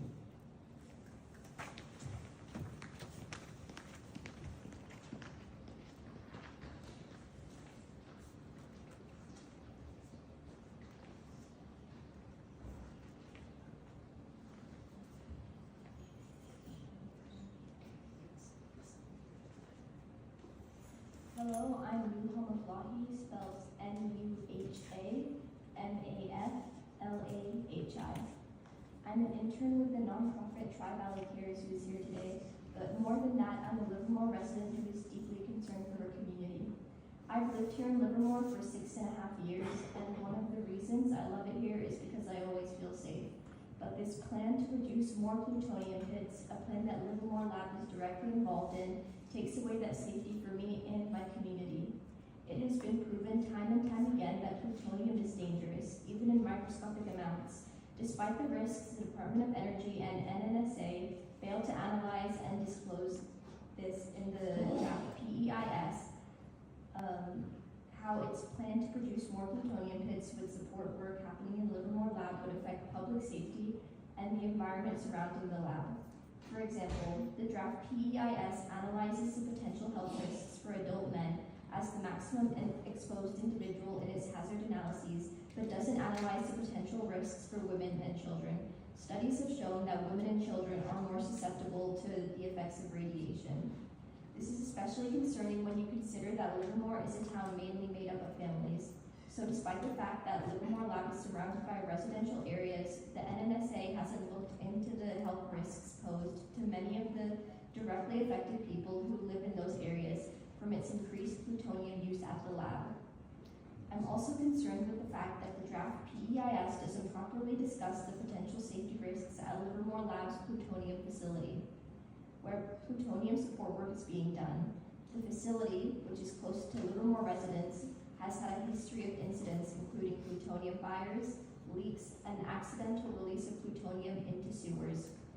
Given the plutonium facility's history with accidents and its proximity to Livermore residents, it's unacceptable that the draft PEIS doesn't even discuss the details about the plutonium support work done at the facility and whether it will produce any radioactive waste. The PEIS should fully analyze the risks that Livermore Lab's plutonium pit support work will pose to Livermore residents. It needs to analyze the potential health risks for women, children, and other vulnerable populations. It needs to disclose whether this work will result in new or increased radioactive and hazardous waste treatment and generation at the site, and if so, how much. And it needs to better explain how the community will be kept safe. This draft is not adequate at all, and we in Livermore deserve better than this. Thank you.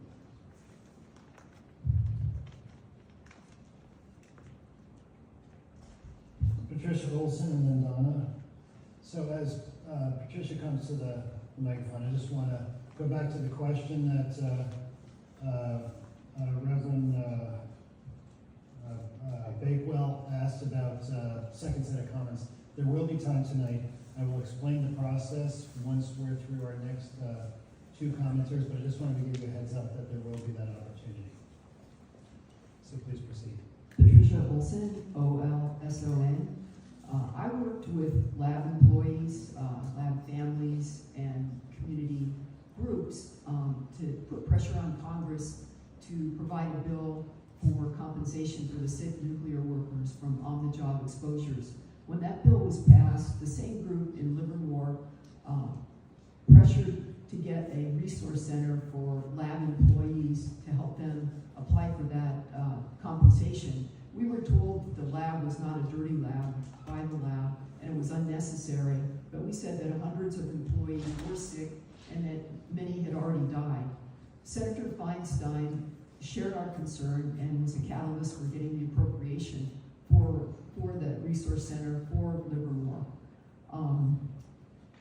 Unlike the 1 in 33,000 traffic accidents that happened net to date, there have been 3,200 claims that have been filed by workers at Livermore Lab. So I think that the PEIS has to deal with health more specifically and more adequately than it has done. And that's because of not only the history of health problems at Livermore Lab, but across the whole nuclear weapons complex. Also, within that analysis, the past way that health and safety was addressed with employees, what I've learned from working with them is that they didn't have a full understanding of the dangers of radioactivity and toxic chemicals, and therefore weren't adequately protected.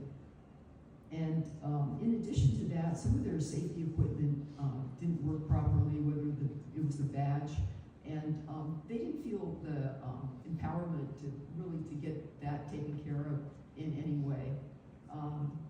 Finally, even to this date, some employees who are sick have not employed for the compensation program because they felt like it would impact their career or make them a traitor at Livermore Lab. So I think this whole area needs to be specifically addressed and more adequately addressed in a different way so that we'll have a different outcome,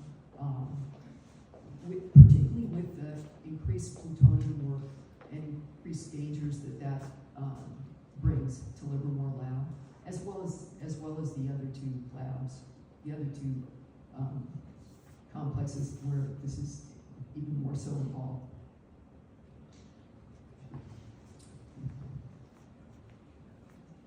Donna, please.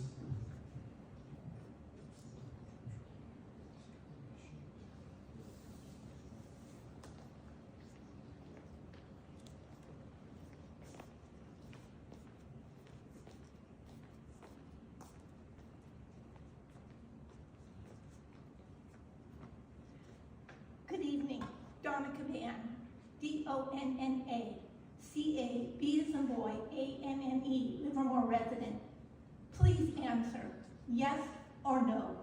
well pit production related work create new or increased radioactive or hazardous waste at Lawrence Livermore National Lab. The waste tables give no estimates for Livermore. Why? You would like to increase the amount of plutonium used at many workstations at the lab and its testing facilities. What exactly are plutonium coupons? Please define in detail and describe the experiments and if they will produce radioactive waste. Plutonium coupons means more plutonium in our environment and a greater potential for accidental leaks and exposure. Consider past accidents and releases in the Tri-Valley. Plutonium has been found in soil near the lab's main plutonium facility, in an off-site air monitor, and in soils in nearby parks. Our land, air, water, and health may be subject to future releases. The potential risks to our health and safety are unacceptable.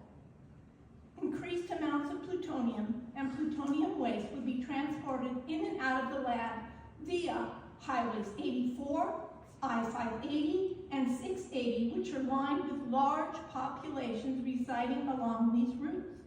In the last 5 years, how many large capacity truck accidents occurred on Highways 84, I-580, the Altamont Pass, and on I-680 that resulted in the shutdown of these highways for more than 1 hour? Why put the densely populated Tri-Valley and the greater Bay Area at further risk? Livermore Lab is a Superfund site with ongoing environmental cleanup. Instead of adding new plutonium coupons and increasing pit production, the PEIS and the NNSA should address remediating existing environmental damage and be transparent about cumulative risks associated with production support work. The time has come to end this work. Please hear us loud and clear. No new plutonium pits. Thank you for the opportunity to comment. So, thank you all. Okay. Second round, it's 7:20, so we got a bit of time. So, this is the way the process is going to work. We're going to take a few-minute break here, and Delight, who is at the table where you signed in, please go, and if you want to speak a second time, please register your name. And once we have, I'll give it about 5 minutes. Once I have the list, then I'll see how many people have signed up and how much we can allot. If we have, 3 people, it'll be 3 minutes. But if it's a lot longer, I'm going to shorten it so that we get as many people who can speak as possible. So what I'm trying to do is maximize the number of people who can speak, but I won't know that until I know how many people have signed up for a second comment. So, why don't we, it's now 7:21, let's take, up to 5 minutes, and please just, if you want to speak a second time, please go sign up.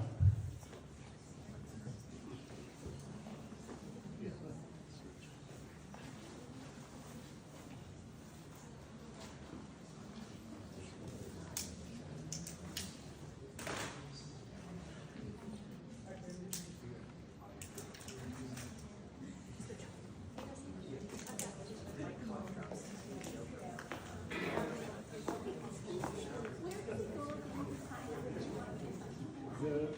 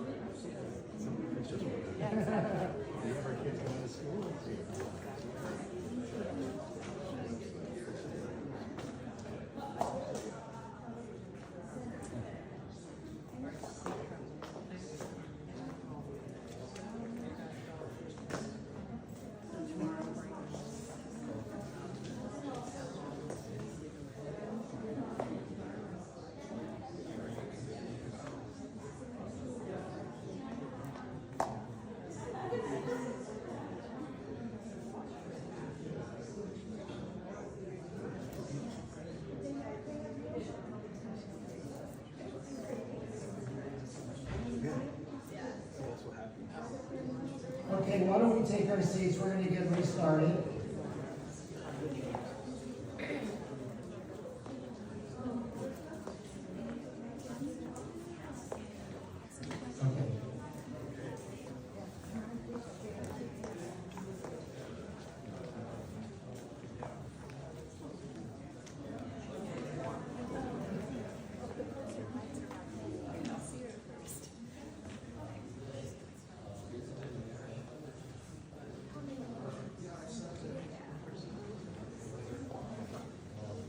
Is that good or bad? Great.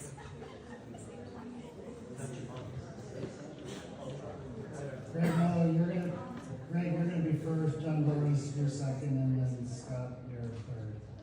But I wanna wait till all the federal officials are seated and ready. What's the amount of time? So we will have, there's 5 people signed up, so everybody will get an additional 3 minutes. No limitation. So, Greg, you're up first, please. And again, just stating your name and spelling again, this way it's easier for the people transcribing the hearing. My name is Greg Mello, and I didn't spell it last time, so it's Gregmello.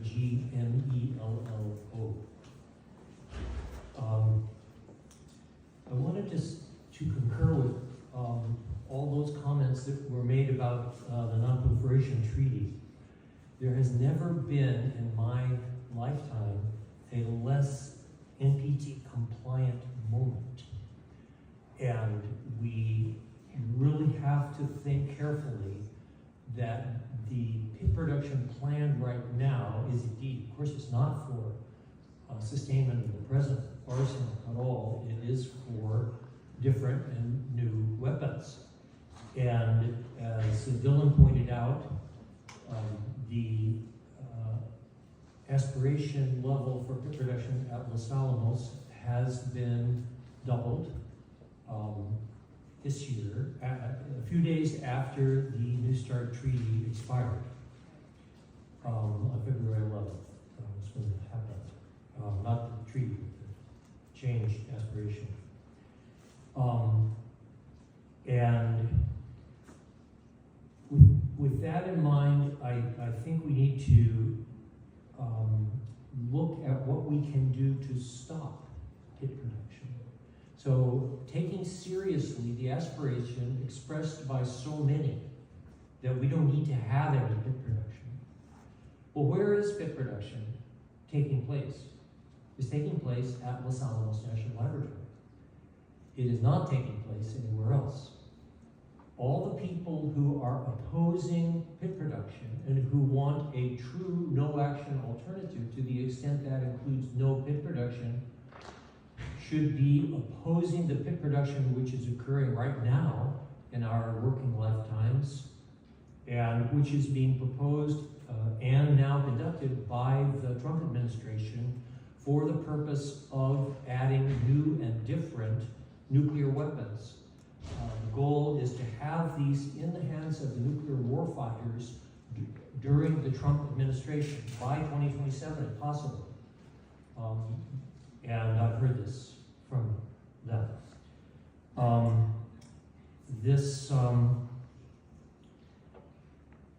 So we have to be, I think we should be pragmatic about this. We want to win. We don't want to be here this evening just to express a feeling or a hope in that we want nuclear disarmament. Of course we do. But what we want is as much real nuclear disarmament as we can get now in this venue.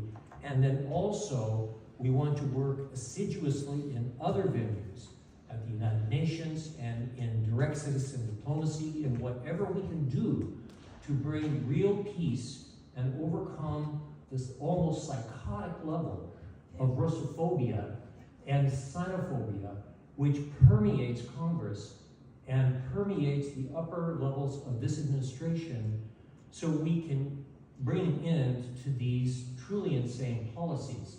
And in the meantime, we need to stop what we're doing right now, which is happening at Los Alamos National Laboratory.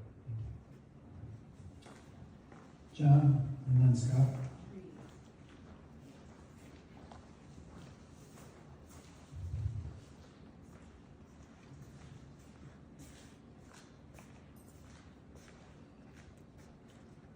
John Burroughs, Lawyers Committee on Nuclear Policy. If I was in charge of preparing a programmatic environmental impact statement, I might be tempted to think there are congressional and administrative directives that so much capability has to be achieved, and there must be capability, and that capability must exist at both Los Alamos and Savannah Riverside. I might be tempted to think that, but I would be wrong. It is, in fact, the case that courts have said, and I quote from our written submission a year ago in July, the DC Circuit said in Natural Resources Defense Council v. Morton, the mere fact that an alternative requires legislative implementation does not automatically establish it as beyond the realm, the domain of what is required for discussion. So if there is environmental review of an alternative which is not currently within the purview of what Congress or the administration has in mind, that doesn't end the story, because environmental review can inform future decision making. And the U.S. Air Force appears to understand this. As we said in our written comment, the U.S. Air Force 2023 Environmental Impact Statement for deployment of the new Sentinel ICBM includes a no-action alternative in which deployment would not take place. That is though the purpose and need for the deployment is characterized as implementation of a legislative mandate. So no less should be done with respect to environmental review of planned plutonium pit production, including for pits and warheads for the Sentinel ICBM. And let me also say that the hard truth is that Department of Energy and National NNSA employees and contractors, they have moral responsibilities. You have moral responsibilities. You should be thinking about those as well when you think about revising the PEIs. Thank you. Scott, followed by Donna.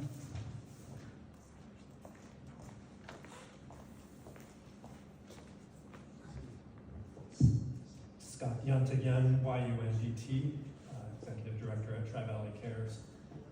And I wanted to come back up because I left out part of my talk, which was oriented about commenting on permitting reform more generally and the PEIS statement that it will not go over 300 pages because my reading of the new NEPA implementing procedures is that is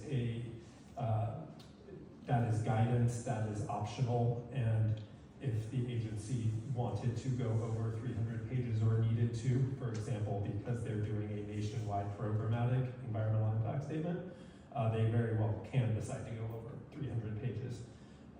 Another part of those revised NEPA procedures is to incorporate by reference other NEPA documents that the agency has performed on the issue, which is why I was very surprised to see in the list of incorporated NEPA reviews no mention of the site-wide environmental impact statement for Lawrence Livermore National Lab, no mention of the draft supplemental environmental impact statement for enhanced plutonium utilization, although that one might not be internally available yet.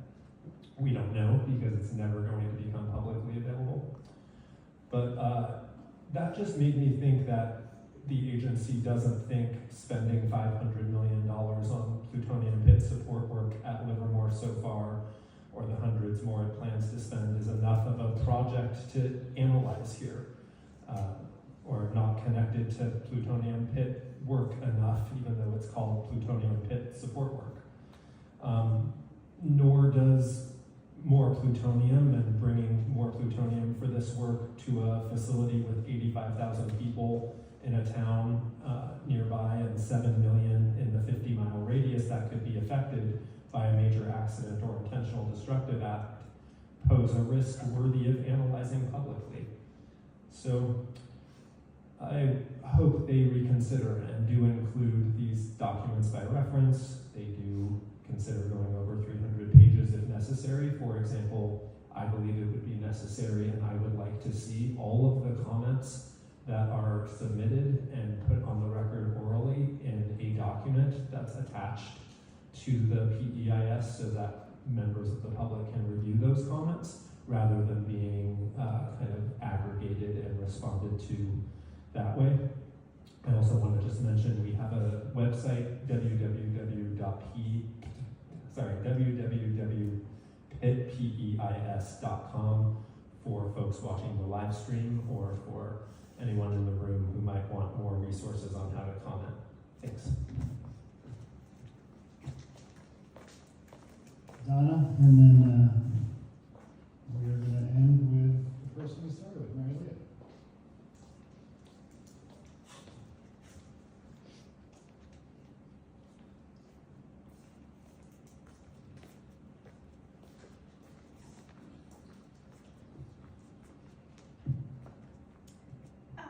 Good evening again, Donna Caban, DONNACABANNE. The draft PEIS is seriously lacking critical information. This keeps the public from making informed commentary. The document doesn't list the total amount of plutonium to be stored and tested at Livermore, nor does it include all the plutonium activities currently allowed and those that would be allowed if an unmerited higher security category class is granted to Livermore. The lab failed mock terrorist drills and as a result had its security class downgraded. Why is the lab being upgraded without conducting drills proving it is safe to upgrade its security class? Additionally, the draft PEIS fails to adequately analyze potential accident scenarios. In the case of a plutonium accident, what would be the impact on workers, the public, and the environment? The draft PEIS fails to adequately address how thousands of nearby residents would be alerted about a leak, a serious accident, or an unintentional act. Furthermore, the draft PEIS fails to show how evacuation routes for lab employees and thousands of residents living along these already congested city streets and congested highways would be able to safely leave. New plutonium pit production is unnecessary. While reasons for the program suggest a need for replacing aging pits, the national laboratories offered no evidence that the nation's existing pits are anywhere near the end of their service lives. Nor is the plutonium in those pits currently at risk of age-related failure that would reduce the safety, the security, and the reliability of present warhead designs. The fact is, we don't need any more new plutonium pits. So please, again, hear our message. There are too many risks involved to the workers, to the public, and to the environment. Let's look at other options at Lawrence Livermore National Lab. Thank you for your time and opportunity to comment.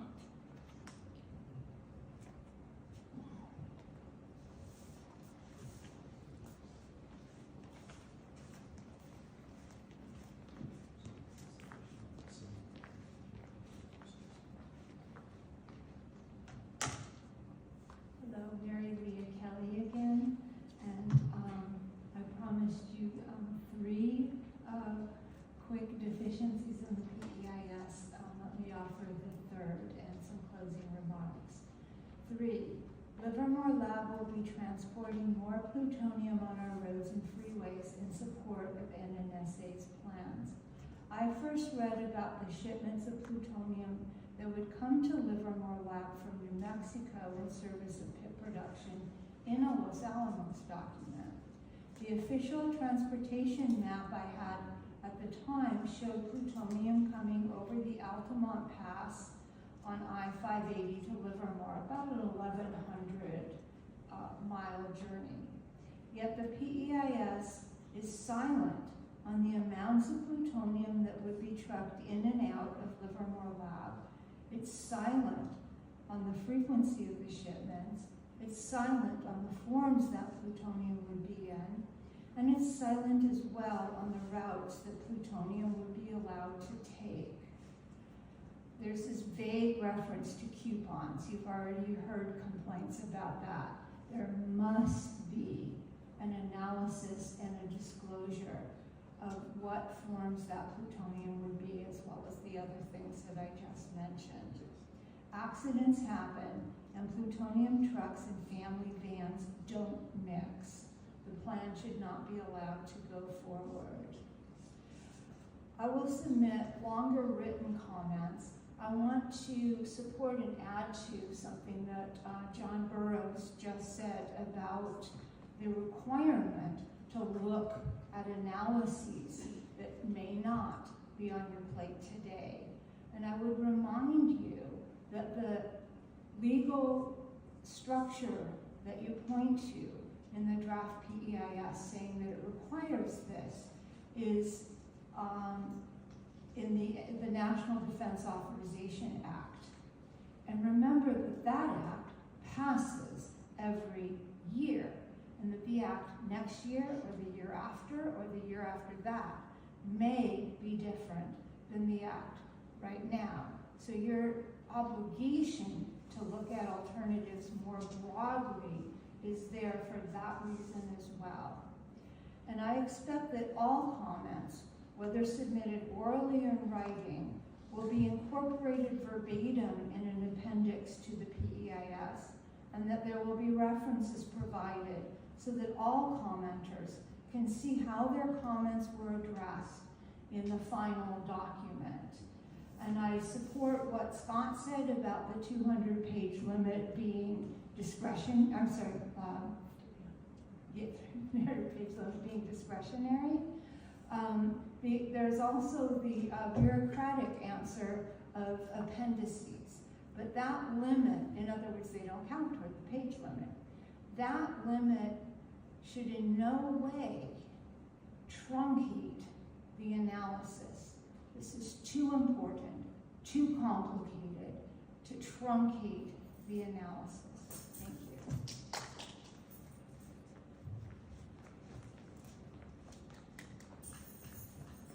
So, thank you all. It now appears that all who have wished to speak have had the opportunity to do so. So thank you for your participation and thank you for your comments. Written comments, as I said earlier, may continue to be submitted until midnight on July 16th, 2026, or postmarked by that date. Submission by email is preferred, but you can also submit them by the postal mail. So on behalf of NNSA and the Department of Energy, thank you for your time and your attention and for participating. Can I ask you to add one thing? Because people are not always clear on this. If you submit a written comment and you think of something else, you're allowed to submit additional written comments. Yes, you can submit as many as you want by the deadline. Yeah, I just wanted that on the record. Thank you. David, can you please state that so there's Sure. Additional points that you're allowed to submit as many comments as you want. You are not limited to a single comment, so long as they are submitted per the guidelines and per the requirements that we have specified today. So, with that, thank you for your time, for your attention, for your engagement, and for your friendly smiles. For Del Vac. And for Del Vac.